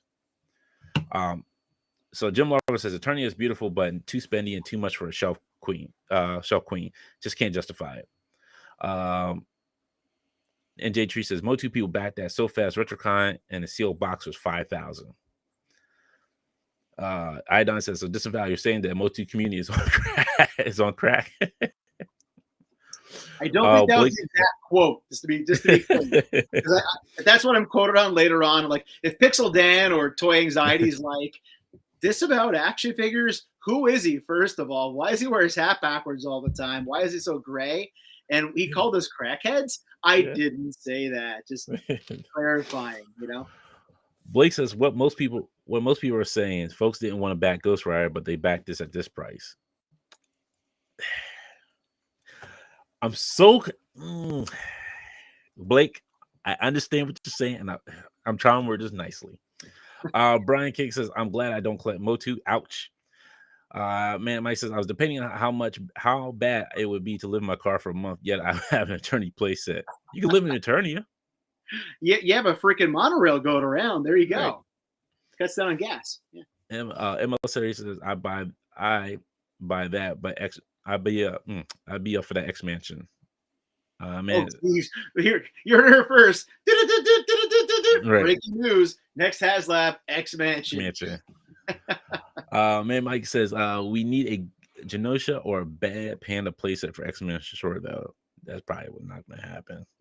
Elijah Blaster says Eternia is an easy pass, way too expensive, and I don't have room for it. Grace says, sorry, this playset was ugly in the 80s and it's ugly today. It should have been designed to hook up with the Snake Mountain and Castle Grayskull. That isn't even touching the price. That's true. Idon says, I kid. Don says, I think this is funded really fast because Motu Origins collectors seem to be overall really happy with what they are getting from the line. I don't see a lot of negativity in the community from them, which is, I think, why I agree with Dom, like why it got funded so quickly. Bart says, I like watching the pledges drop on Ghost Rider every day. But, all right. Okay, Bart. You're trying. You're trying to get us to do it, to do the thing. But no, that last comment, I agree. Like, again, was it last summer? I think it was last summer when the WWF ring was up. Was that last Yeah. summer, 2 summers ago? I know we debated it on here before I was on the show. I had no doubt in my mind that would fund, because wrestling fans are intense. Yeah. They're intense individuals. It is another. We don't touch much on wrestling here. Obviously, we talk about AEW, whatever, but we're definitely not a wrestling channel compared to other wrestling stuff. I knew that would get there, and this I didn't have a doubt either, because I personally I feel as if, because Motu hasn't been readily available until recent years, whereas other comic lines have been around consistently for a long time. I think the collectors just had that need. Like, anything you put out, we're going to buy. Yeah. And that's where I think this falls. I'm definitely using verbal acrobatics here. No, I understand. No, I'm just trying to formulate my thoughts right now. Still, Blake says Dante is trying so hard to bite his tongue. Let it fly. We want to hear you. Robert says, Dante, this place is like 3 feet tall by 4 feet long. This thing is way more value than the Hell Charger.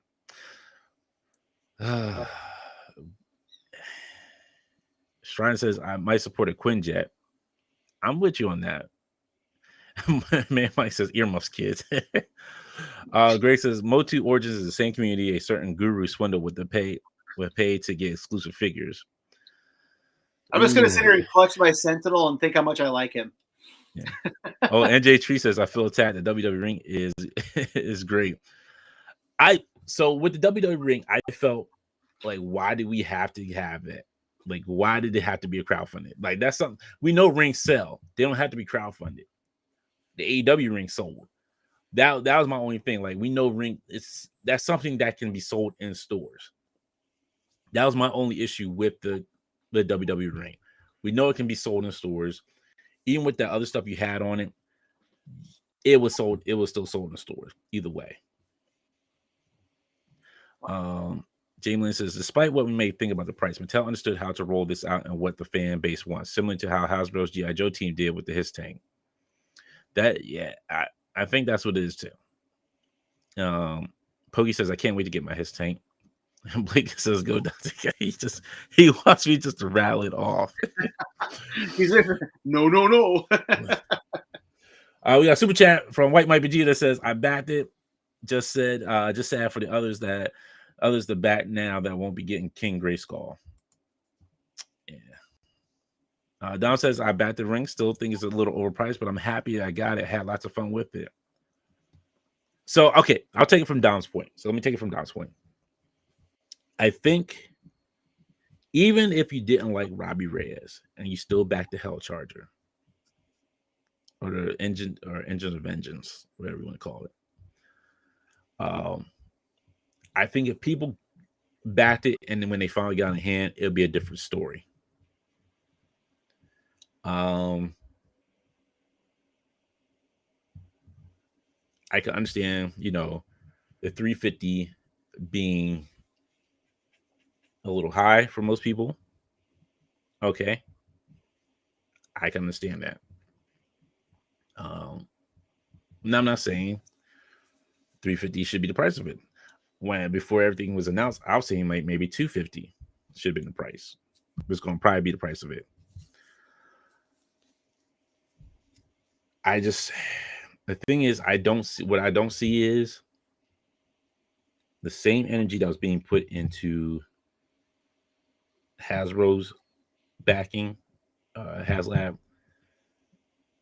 I don't see the same energy being put into the Eternia playset. Now, for the Eternia playset, I'll say this.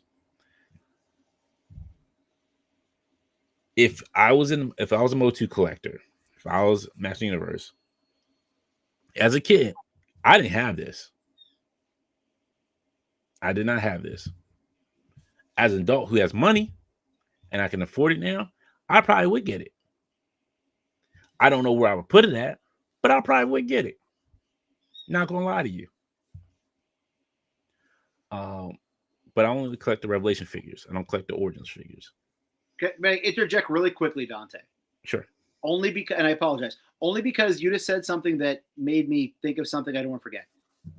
So obviously there are collectors in the community who love the one-up machines, right? The arcade machines. Right.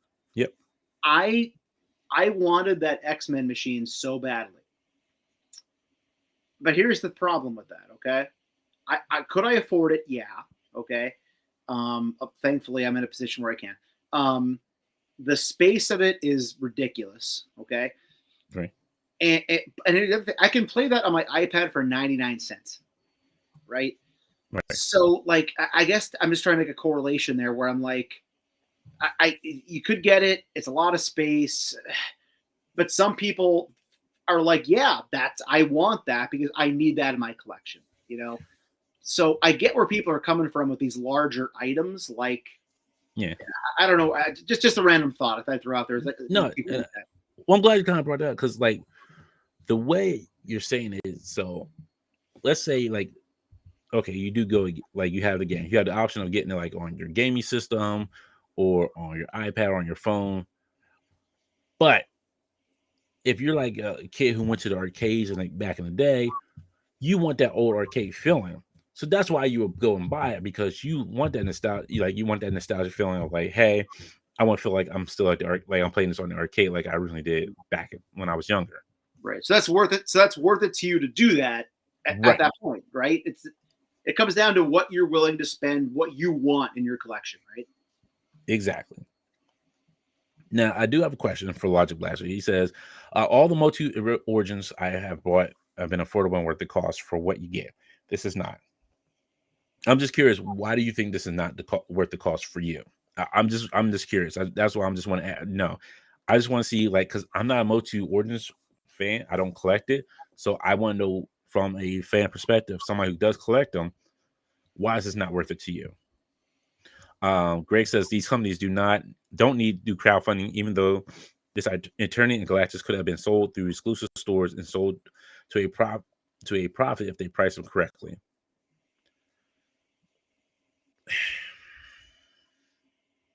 I agree with you on that a little bit, Greg.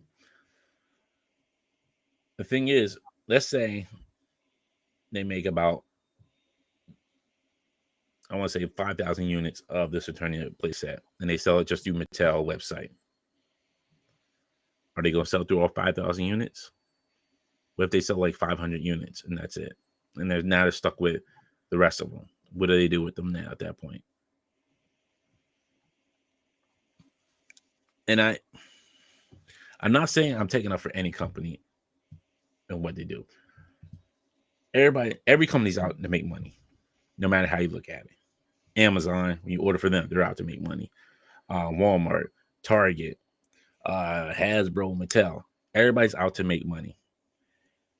Even if you're not buying toys, like Tide, they're out to make money. They're coming in needs to make money, so they keep producing the detergent for your clothes that you wash your clothes with. I mean, what happens if you say, like, okay, so I'll put it as this. Let's say Charmin ups their price on toilet paper. You do have other options for toilet paper, but you feel more comfortable with Charmin. Are you willing to pay the higher price for Charmin? Or are you going to use the rougher, tougher stuff sometimes? Are you going to go to a different, cheaper value of toilet paper? And I guess that's the best way to explain it. If you're used to something where Hasbro makes Marvel Legends and the only one who are making Marvel Legends, and you say, well, I don't want that. And they say you're not going to be able to get this anywhere else. But then people be upset, like, well, you can make this and do this and that. You got to think about they're in the business to make money. When you go to work, sorry, just real quick. Keep going. Sorry. I mean, when you go to work, aren't you there to try and make money to pay for bills and pay for stuff that you enjoy? Yes. I mean, and to take care, I should say also take care of your family. Yes. Yeah. How would you be, like, would you be happy if a company said, hey, you know what, we're not going to pay you real money, we're going to pay you in whatever you like to be paid in. That wouldn't work out for you because you got bills to pay, because bills take money.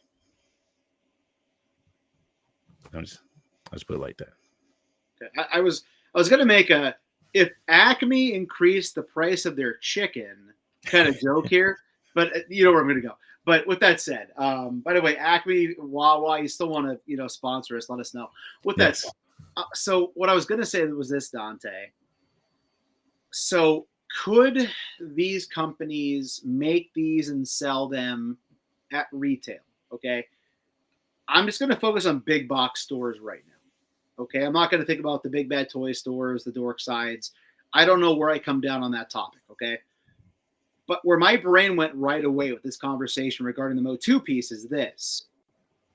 How many Castle Grayskulls did anybody see at one time on the shelf at Walmart? I can tell you the most I ever saw of Castle Grayskull a couple of years ago or last year, whatever it was, on the shelf at Walmart at a time was one. Maybe once, there was twice. There were two of them, possibly. A random Target one time had like 5. I have never seen any Target, other than that one Target, have Castle Grayskull at all. My point is that if you're relying on big box retail, which now that Toys R Us is gone, and GameStop doesn't really carry things that size, okay? If you're relying on big box retail for that large of an item, I don't know if Walmart or Target are willing to take the chance of ordering multiple of those items because of the sheer shelf space on a per quarter basis.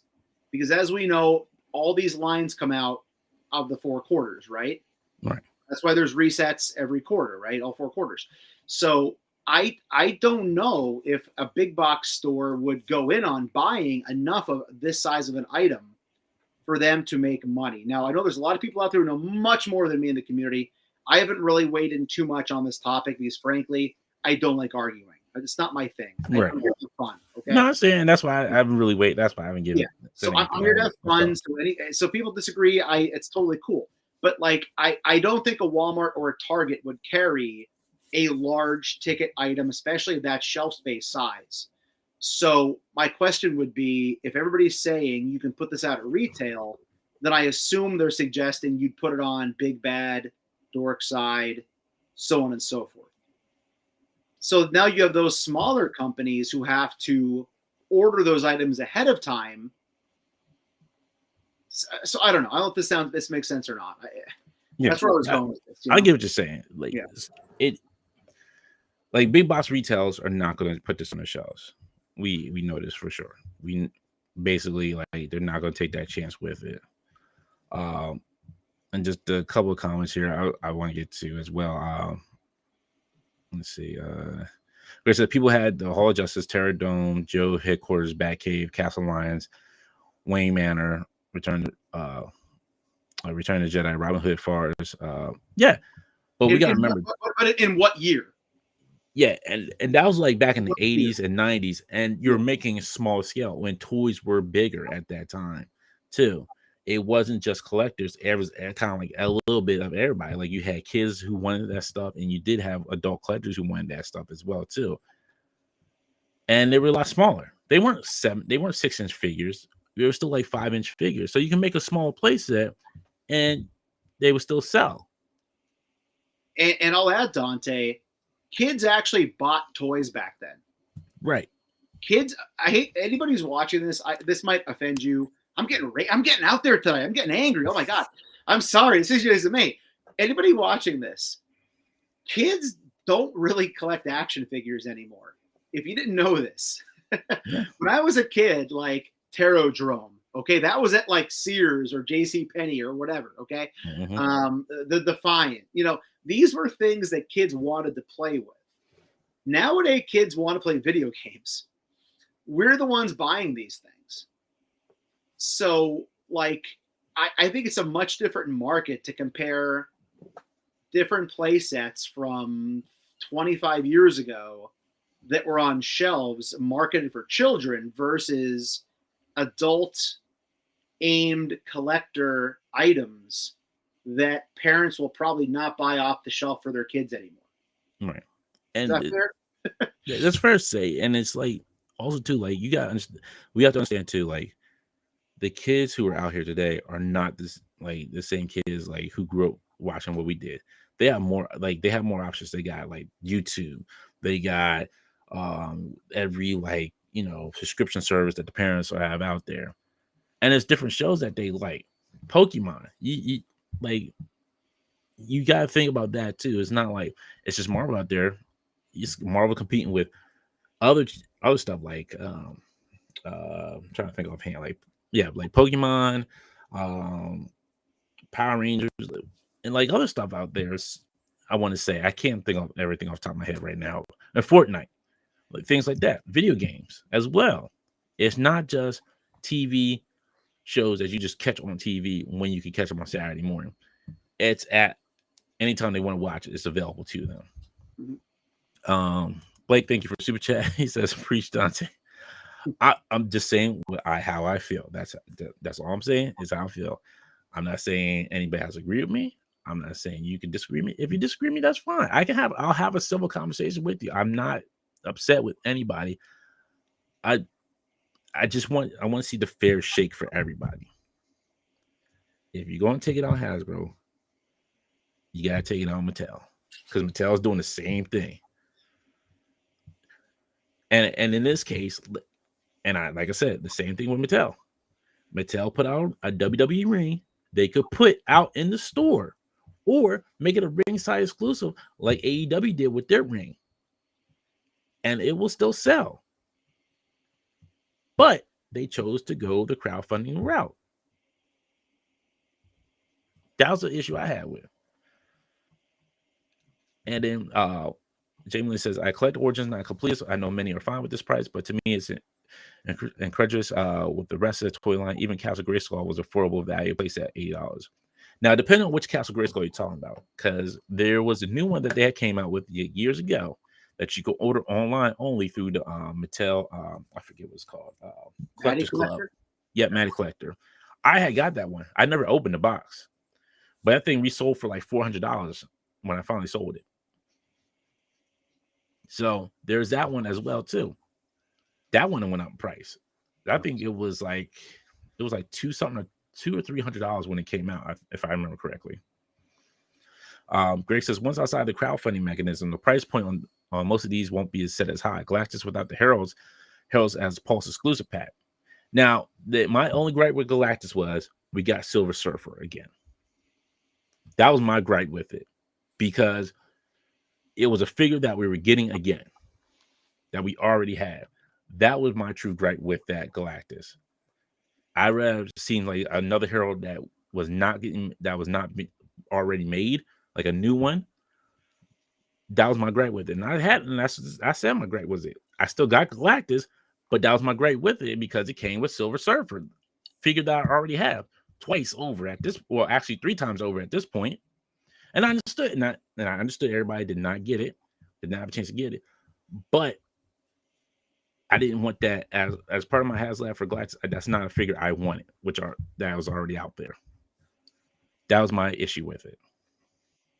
So please don't think I didn't have a gripe with any of the HasLabs. I had a gripe with the HasLab with the Rancor, because that was kind of cheaping out. The Black Series did cheap out with that Rancor, with the little saliva drip and the cardboard back. That was truly an insult to collectors. I wanted that cardboard back so bad. Right. and those bones, I could 3D print those any day of the week. That was an insult. To me, that's like a slap in the face collector saying, hey, do you want a Rancor, but this is what we're going to give you with it as accessories. And people were complaining about the paint as well on it too. So it's not like it was, I don't have no gripes with Hasbro. I'm not saying you can't complain about it, but I have my gripes as well too. Don says, the other thing I've come to learn about these crowdfunding things is the brand wants to give customers a product, but the company doesn't want to take the risk. So the brand needs to prove the one, which is very true. That's how they do it. This is how the companies do it. It's not, hey, we're just going to put it out there just for the fun of it because people are asking for it. This is how the company does it. They see it as a cost-effective measure for them, so they don't lose money in the end. That's how they do it. That's how businesses run, unfortunately. And again, like, just to bring up a point from earlier, back in the 80s, mid 80s into the late 80s, and guy, again, go watch Retro Blasting, go watch people like Pixel Dan. These guys have been in the game for a long time, right? They'll tell you this stuff, and you know they have their opinions on it. But that was the age when like people were pumping money into toys for their kids, right? Yeah. And I know as adult collectors, this is very much a golden time for us, an era of that's pretty cool, which might be coming to an end now. But my personal take on it is this: I'm not here to convince anybody to buy or not buy anything. Your money to spend is your money to spend. And that's why with this whole topic, I haven't been too vocal, because my take on it is if something is worth it to you to buy, that's your opinion. I'm not trying to convince anybody to buy or not buy something. Yeah. And I'm not going to tell you how to spend your money. Yeah. Like, you work hard I work hard for my money, and I spend it the way I want to spend it.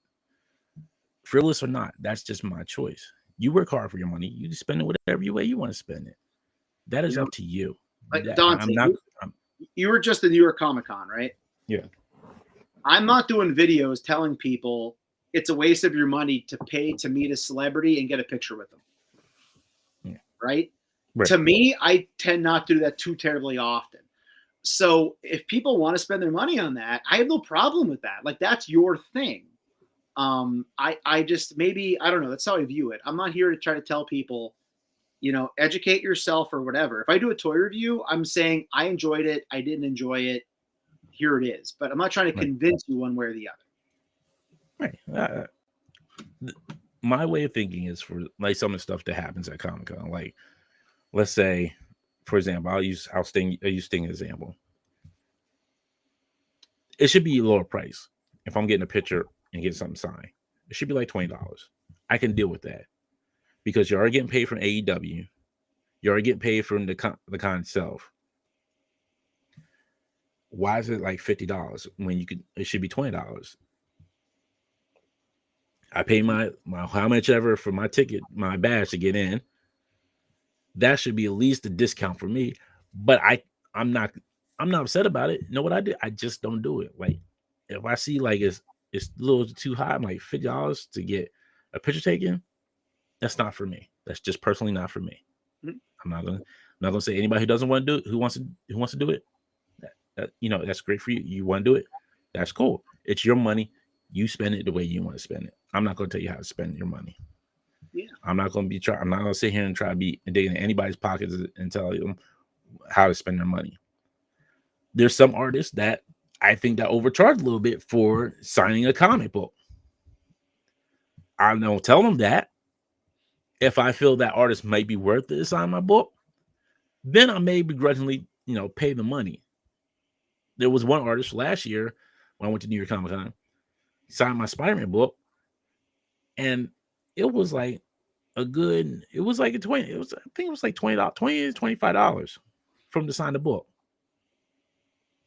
I'm like, oh, okay. But then I think about it because artists are not paid as much from companies. So I thought about that way too. Artists don't we think comic artists are making money. Most of these companies screw the artists over in money. Yep. So I had to think about it that way too. So I was like, all right, makes sense. I'll pay the money. I'm not upset that I had to pay it. I think about it, I'm like, Marvel's probably screwing this artist anyway. And most of the artists.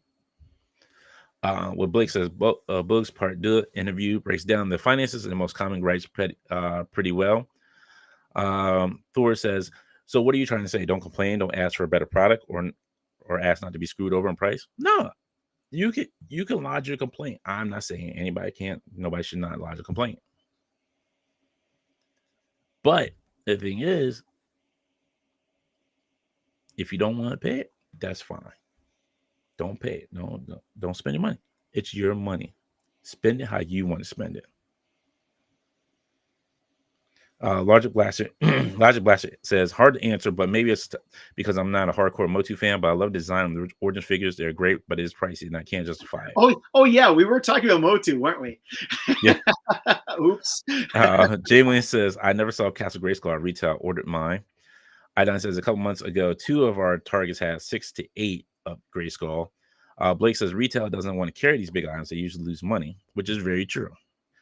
Idon says, both stores had an end cap loaded with them. Yeah, because they were overflowed with them. So now they just got to put them somewhere. They sell them off to little stores.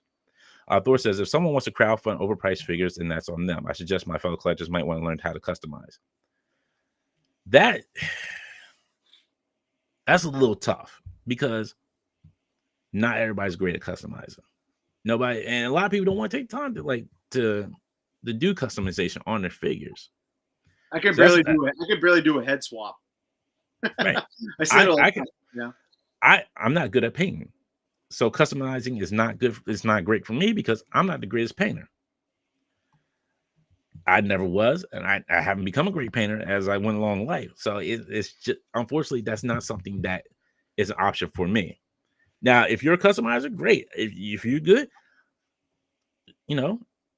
that's your skill. If you can help other folks out, by selling selling customized stuff at a good price, hey, more power to you. That's helping out the community. I'm not knocking you. But there are some folks who are not customizers who don't have either. Sometimes you can't, and you always can't say that too, because you don't know how much time everybody has.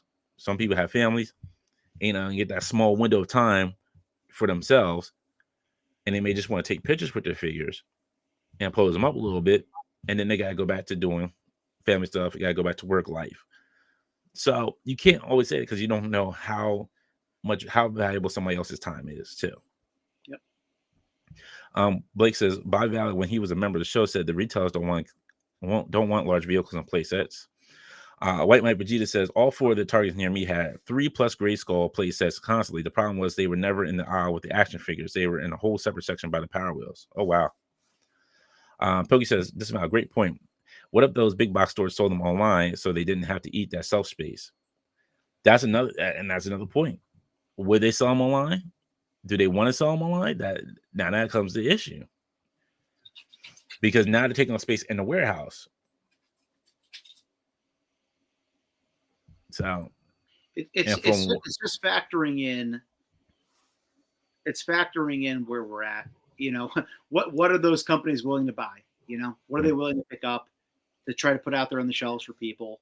But and again, just throw it out there one more time. Like, I'm not trying to disagree with anybody on this topic. It's just, I don't know. I'm not inside of the toy industry to know how these things go. I just can observe and report what I see. But if you want to buy something, buy it. If you don't want to buy it, don't buy it.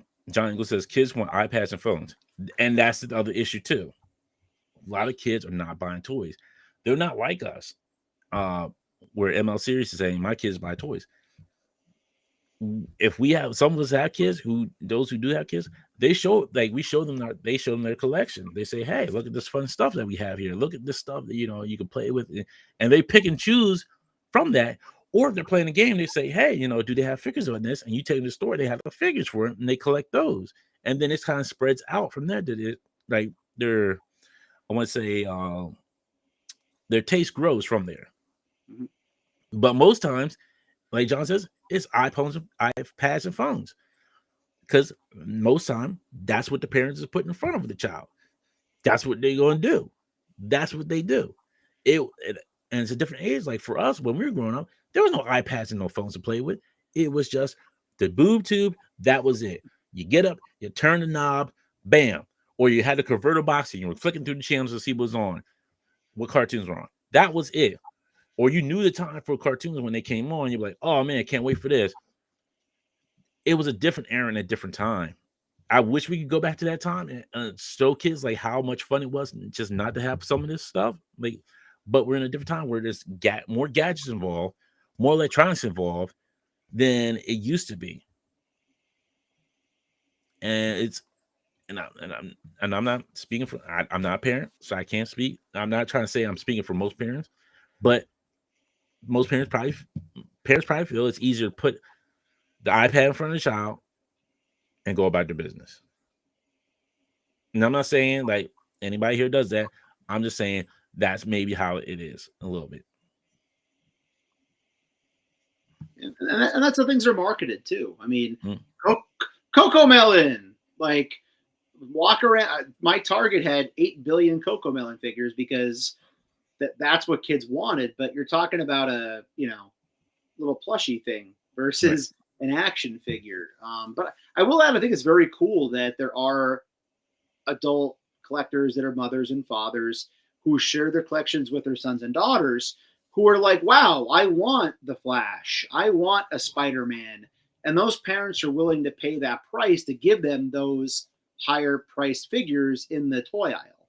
Right. But not every parent's willing to spend $24.99 on a Marvel Legend for their son or daughter to maybe not take care of it. So I don't know. Whatever. I'm a guy talking about toys on the internet. What do I know?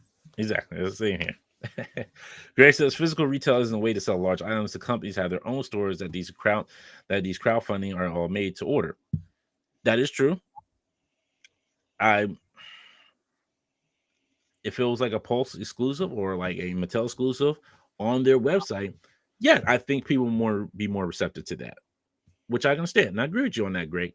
Maybe it's something they need to look at, but also you got the bean counters in the background saying, "Hey, how much money are we going to lose on this if this don't sell?" And that's the other thing. Like you got the bean counters, as they call them, or the accountants, right? And like saying, "Hey, we can't do this. We're going to lose this much money." It's something. It's always that one person. It's not the front facing person. It's always that person in the background that says, we can't do this because we're going to lose too much money." Idon says, my nephews now in their teens, they did like Lego Star Wars, not action figure Star Wars. Yeah, see, Legos is like an all around generational thing. Most people, if they have Legos and they introduce their kids Legos, everybody loves Legos. I have not seen anybody who does not like Legos. I have a friend whose kid who loves Legos. I bought him like 3 sets, and he put those sets, he wanted to put those sets together in one day, all 3 of them, and they had to stop him from doing it. But Legos is all around generational like love. As you introduce your child to Legos, it's awesome. I just don't like stepping on a Lego. That sucks. Yes. Grace says all these ways we order aren't even produced yet. They just set allotment for available pre-order versus what they will receive. Blake says large companies make too much money retail figures, then make focusing on large products that might not sell. Dom says a new ring is a ringside exclusive after WWT proved to Mattel there's demand after previous rings flop hard at retail. Yeah. Pokey says enjoy my joy. Says, I'm talking specifically about the Origins line. Okay, I got you. Grace says small companies for figures design it, then do a pre-order window. That is when made to order plus some extra to sell themselves. Why can't all of these projects be the same? Again, it probably depends on the bean counters. Strand, yep, that's my issue as well. Blake says I agree, but the companies was offering additional heralds at retail. Mike says the newest Castle Grayskull for the CG Netflix is about $100. And J Tree says, "Don't get me started on that Rancor." Bart says companies need to learn what the definition of pre-order means. Brian says that Rancor got me my Sky Striker. James says, "I'm sorry, I'm late." Hey, what's going on, James?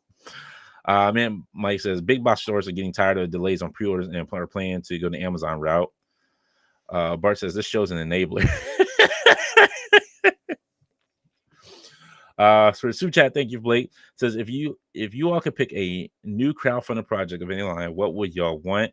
I picked Dark Phoenix, Set, Starjammer, Shi'ar. Man.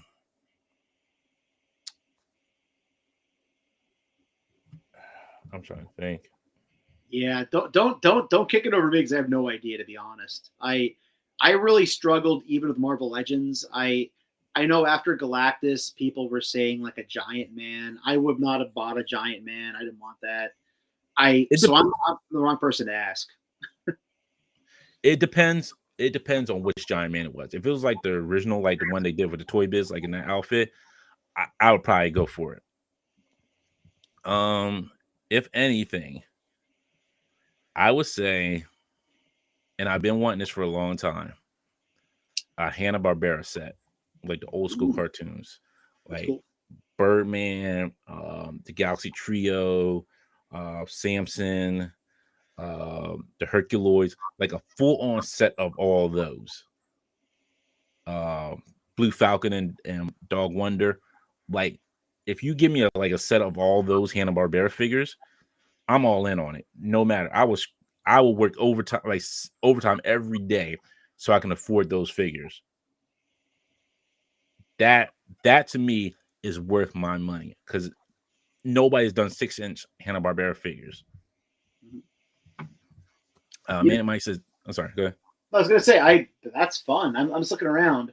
When they came out, I don't think they call them basic, but the Captain Caveman a couple years ago, and they came out the 2-packs for the Scoob movie. I bought all those because they're just fun. They were cheap, but yeah, I have Captain Caveman over here, and you mentioned, yeah, so those are fun. So a 6-inch figure, I might be in on that. That gets me the nostalgia. Man, Mike says those small companies have a price hike. The mark due to the risk. Yep. Thor says now what you said makes sense. Thank you. See, Thor, at least we came to an understanding. I appreciate that. See, as long as like I said, I don't mind having a conversation with anybody about it. It's just when you don't want to hear the other side and just want to just give options like you say, that is a whole. Never mind. Anyway, I don't mind having a full conversation about it. That's all I'll say. That's all I'll leave it at. Man Mike says the best scale for these big play sets are better suited for a 3.75 3.25 scale. Yes. Dom says Sting was $80. I actually thought about it for a while and did it because I wanted to compare the pick to the one I got with him when I was 300 pounds. I was kind of relieved he canceled though. And see, and that's the thing. Like me, Dom, you're my boy. You're my boy. We hung out. We've had a good time. I'm not mad at you for that. That's what you wanted, and that's what you wanted to do. I just feel like it could have came down. To me, it should be a cheaper price because AEW's paying you. The con's paying you. I pay for my badge to get in. Let's say I'm there for all 4 days. That's $200 some odd dollars now. Now I got to come with another $80 to get a picture with your Sting. Like, Sting, come on, man. Like, $20 could be the max for you. Yep. You still make money either way. Yep. And I'll quick add to that, Don. I was going to say this earlier, but I mentioned I don't, on occasion, I've paid for whatever. And again, if you want to pay to meet somebody, I have no problem with that. But I will say this. It feels like another lifetime ago. I used to go to this thing called the Wizard World Philadelphia. Yeah. Right now, that feels like 50 years ago to me because of how weird it's been, right? The last 20 years. But my friends and I, Jay Grick the Collector, we would, 10 of us, 12 of us, we'd go down there, get a hotel room, party, hang out, go to the con, blah, blah, blah. What the point is this. Jay Grick the Collector, my buddy's younger brother, was there. And Stan Lee was there when he was still in good health. Mm. It wasn't like hand over hand, he's asleep, making him sign things in blood, okay? He was in good health, and he paid to meet Stan Lee and get an autograph in person and get a picture. And I can't recall what he paid for it, but I remember thinking to myself back then in my late 20s, whatever it was, I'm like, you're nuts. That is insane to pay that. That is a waste of money. His autograph's worth nothing. He signed everything in the world. It's all on eBay. Now, here I am, 15 years later or whatever, and I'm like, man, that was worth it. He got to meet him when he was still with it. He could converse. He was, not dead. So, like, it's relative. You look at it, like, if you want to meet Sting, you want to meet whoever. They're not going to be here forever. So I totally get if you want to invest that money, that's your thing. And like, if you look at it this way too, like, there was a popular artist that were just signing for free. You could just walk up to him. Like Jim Lee, you didn't have to stand in line to pay to see him. You didn't have to pay upfront costs to see Jim Lee. Like, Jim Lee was just sitting there, and he had a line at the table. and you were just sitting there, you were able to talk to him and have him sign stuff. Well, eBay ruined that. That's the problem, though. That's eBay true. ruined That that. If they're going to give you an autograph for free, and then you're going to turn around and flip it on eBay for like a couple $100s, they caught on to that, which is unfortunate. But that's where eBay ruined it, unfortunately. Exactly. Poke87, Bobby signed his AF comics for no extra charge and Man of the People. Yeah, so don't get me wrong. A lot of artists will sign comics no charge.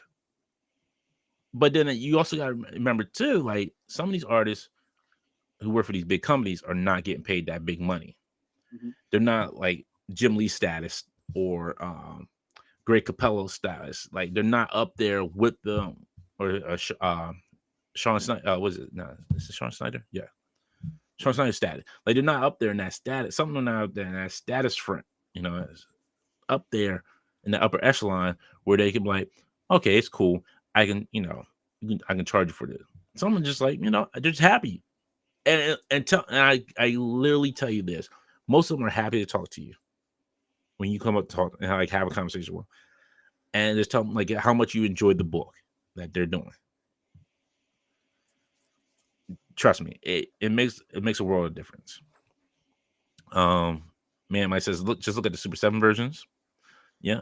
Dom says customizing also generally ends up more expensive than buying the figure from my experience. James Saltenberg with the super chat, thank you very much. Says, I support my favorite show. Keep up the good work. Thank you, James. Appreciate you. Man, Mike says, I almost didn't back Galactus because of the Doomhead.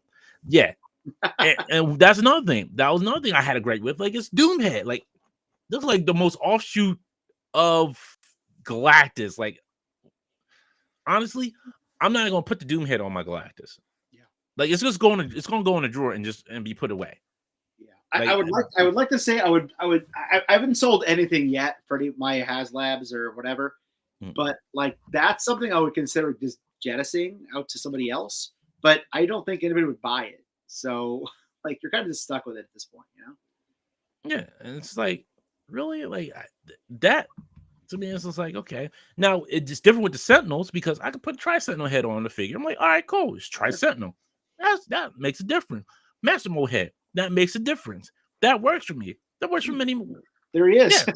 Yeah. There you go. It makes sense. It makes sense. It works on many levels. The Dr. Doom head on Galactus, it doesn't work for me.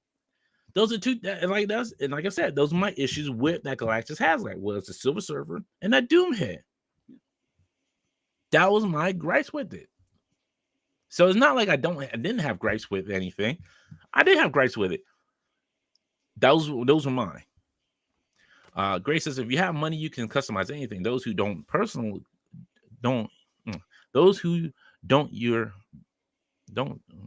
skills and margin of error, bigger thing. 3D printing / sculpting, painting, cloth goods is all money and skill. Yeah, it does. It takes a lot of time. I'm not gonna lie to you. 3D printing takes some time. These printers are getting a little bit cheaper, but you still got to have the money to print. You still got to get the money for the resin if you got a resin printer.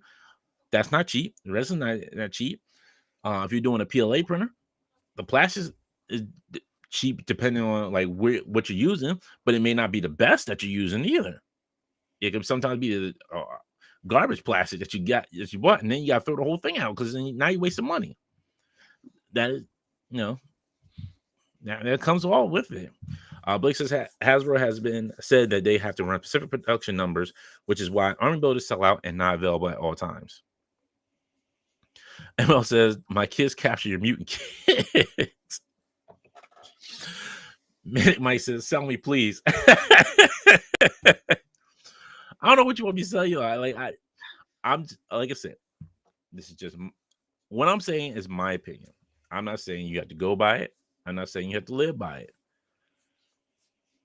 I'm just stating how I feel. That's it. Dante, on that point, okay, grown ass man, depending on who you ask, okay, how did I spend my week this week? Sitting in line at McDonald's to get these things. Okay, you mentioned cheap ass plastic. Okay, what is it, like $5 a piece and Happy Meal? These things made me happy. I was like, these remind me of my childhood. I want to get them. Right. Okay? So I went, I drove to my local McDonald's and sat there in the line and said, hi, do you have these in stock? So buy what you like and don't begrudge people who don't want what you want. I don't know. Is that fair to say? I don't know. Yeah, it's fair to say. Don says I've been watching Coco Melon for the last 2 days nonstop, babysitting my cousin's kid. Well, you just give them to Raphael, they'll be good. Give them to Raphael. Graves says on-demand structure of entertainment has greatly changed things. And that's the thing. The landscape has changed with on-demand entertainment. Everything's completely different. Yep. Grace says, Dom, what beer do you need to keep your sanity? James says, Disembowel, has your always gotten those $50 retro Star Wars Mandalorian games for $20 yet? Behold the hubris of Hasbro. Don says, as an accountant, I find the term bean counter offensive. Just I'm sorry, Don. I'm so sorry. The budget man, or the budget person in the back. Idon says the thing that surprised me is that I opted for the Star Wars Legos over the Star Wars action figures. Let's see. James says Ringside basically owns the WWE figures online fan market. That is very true. They do. They do. Man, Mike says third parties are the future figures and collecting. Omega says I want a Godbuster Iron Man. That would be cool.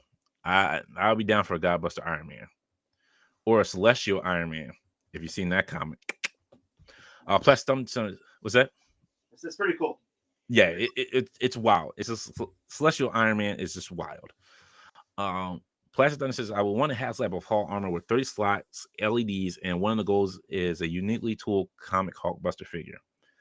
That would be great. Like they haven't given us a comic Hulkbuster figure ever in the Hasbro line. Toy Biz, we got one, but Hasbro has not given us one. ML says Apocalypse, the animated series style. Bart says Hanna-Barbera, 4-inch or 6-inch. They had some 6-inch out like 10 years ago.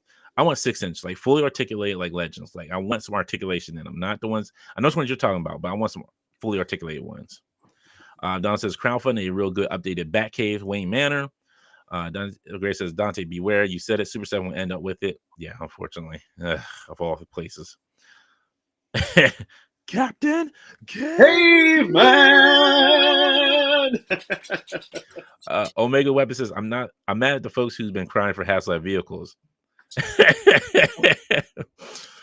No comment on that one. Robert says Stanley used to charge $20 a sign. Yeah, I'm cool with that. For $20 for Stanley signature, that's fine. That's cool. Omega says I would have paid top dollar for Stanley to sign with his blood. That's quality. Robert D says Greg Capello saw my Batman for free. How long ago was that though? Was that before he came like so he started blowing up? RG says I haven't paid for any artist or writer to sign my stuff. Well, look, la-di-da. Art, because you probably, you know what, Art, because you probably stayed in line helping him out like you did Jim Lee. Yeah, don't think I don't. Yeah, you told me stories, Art. Just over there, just hustling people. Art. Remember that G is for great. Don says collecting photo ops was a thing I really got into for a while. As my collecting habits have changed, I've gotten less interested in photo ops. I'm with you. Like mine's just collecting art from artists. Like I get lithographs from artists, and I love it. James says Jack Kirby died penniless, so I do not begrudge them. There you go. Yep. Mega Web says I'm gonna turn the Doomhead into a chain. Grace says Doomhead was stupid. A fourth Herald, a no helmet head on the Ultimate Universe Galactic drone would have been awesome. Yeah. See, that's what I'm saying. We get mad at this HasLab, but we still bought into a Galactus one with the Doomhead and another Silver Surfer. Let's see. Hey, what's going on, Pop Smitty? I'm sorry if I missed your comment. Ryan says I'd rather have a celestial head. Man says, what about them adult Happy Meals? Thor says customizing isn't for everyone. And if you can't accept failure when a figure doesn't work out, then don't customize. I don't think it's more accepting failure. It's just more of the time and money. I don't think it's more the failure. Like I don't mind if I fail or something. I think it's just more the time and money. Now you have like the stuff that you actually had, like, and now when you buy all the equipment for it, now when you have time to sit down and do it, and that's when it comes into question. White Mike says I posted on my Instagram somebody who's making 3D prints and 1/12 of the buckets. Yes, I did see that. Yes. 3-0 is taking over slowly but surely, says Manic. Robert says Capella signed my Batman in 2018. Yeah, that was like right at like probably like right as his popularity was getting up there. Blake says I can easily see Goblin Queen and Mephisto being tiers and another HasLab in the future. No comment on that. I can't speak on that. It's stuff that I know I can't comment on. Dom says, what if they just did a HasLab for these characters they can't do outside HasLab? I would say if don't do a HasLab, do a Pulse, make them Pulse exclusive. That's the easiest way to do it. Rest says I'm still all in for the Robbie HasLab. I am too, but at this point it's dropped under 5,000, so I don't think we're gonna get it. At this point, I think it's a lost cause, unfortunately. Blake says rumor is a Doomhead was a Jesse Falcon request. Can't argue with him. Maybe. Damn, we ran through all those comments. Thank you, everybody. Oh, see, we can have a decent conversation about it with nobody getting angry. Everybody still, you have your opinions and your points, and everybody's still fine. I'm not upset anybody. I'm not mad. I can see where you're coming from. If you see where I'm coming from, we're good. Alrighty, folks. Let's see. We'll be back next week. And then next Saturday I will be at the New Jersey Collectors Con. So if you are out there, stop by and say hi. I'll be out there.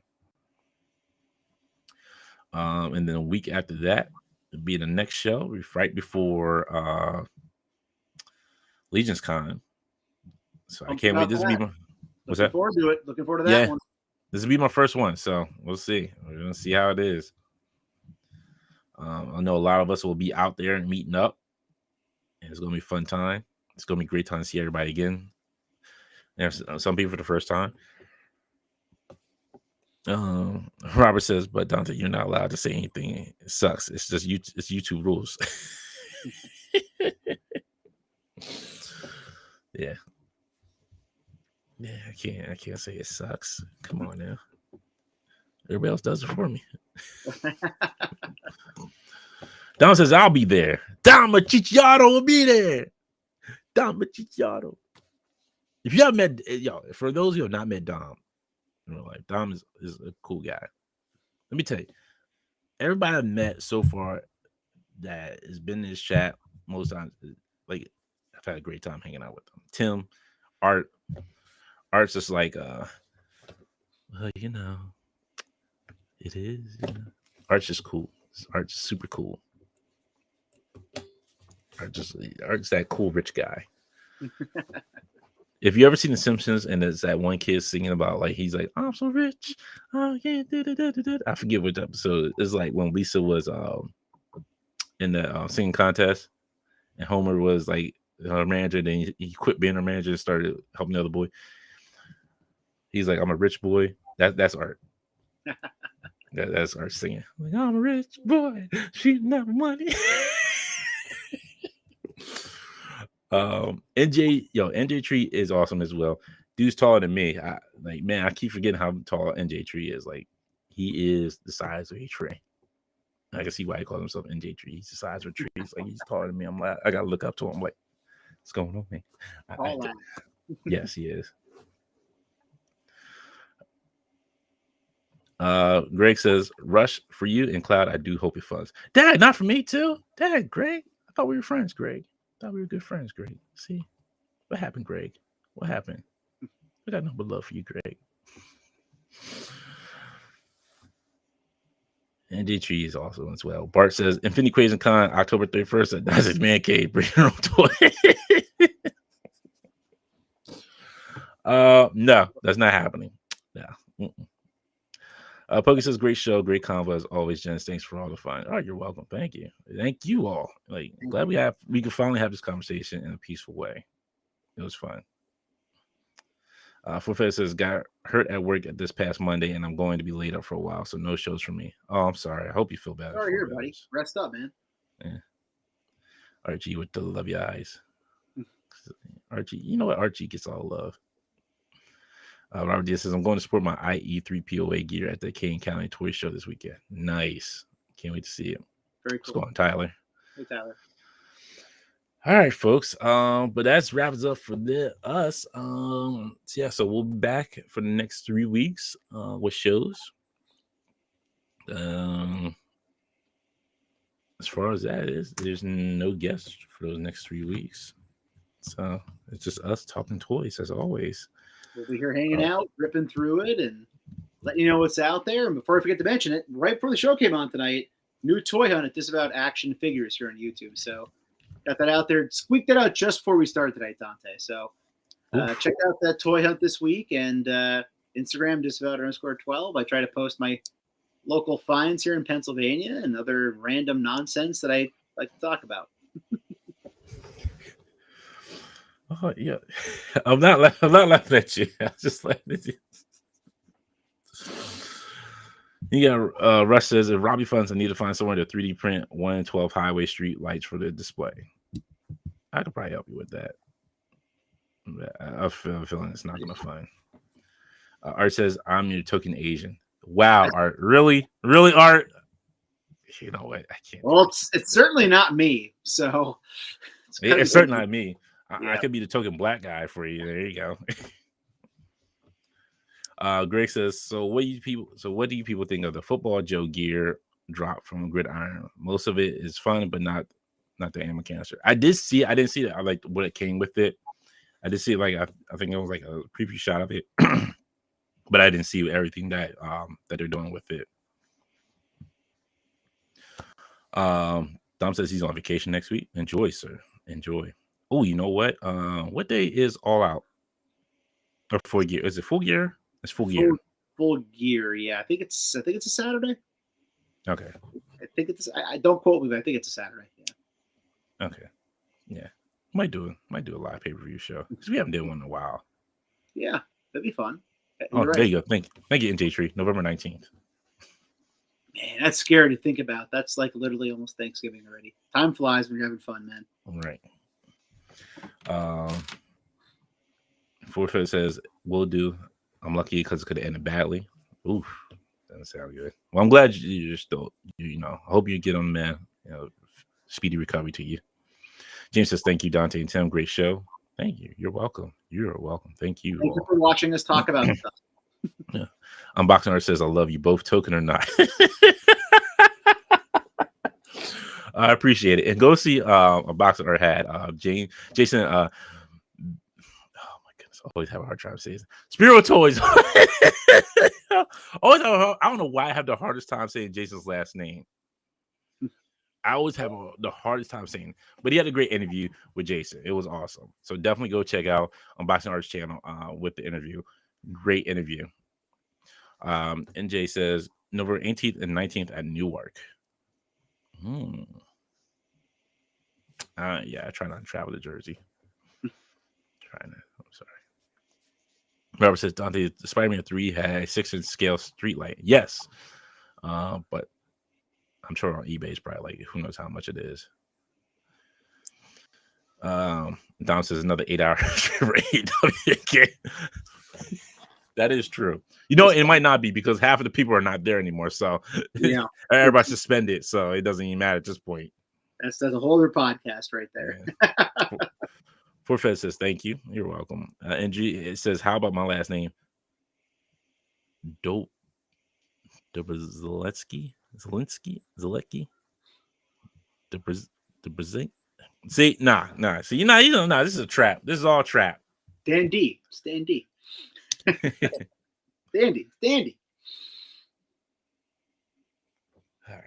All right, folks. We're gonna get out of here. I hope you all have a great weekend. We'll see you next week. Stay safe. Hope a great week coming up. Hope all your toy hunting goes well for you. Hope you find things that you want. Hope everybody gets their Big G in soon, so they can be chilling with Big G at the house. I think I want 3D print mine a necklace that says Big G on it. The Big G. The Big G.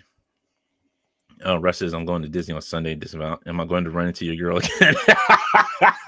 Believe it or not, she's currently in Pennsylvania for once. Thankfully, there are local Halloween haunts that we're hitting in the state of Pennsylvania. So, which will be tomorrow night in Lancaster. So, if you're a Field of Screams, come say hi. There'll be a video forthcoming on just about action figures. But yeah, not this week, Rush, but have fun, buddy. It's the most magical place on earth. Well, he lives down in Florida, so yeah, he's close to it. Might as well. Yeah. Bart says, bye. Don't miss me too much. Oh, my goodness. Bart. You and Greg just wow out. Just wilding out. All right, folks. Y'all have a great week. Have a great weekend. We'll see you next week.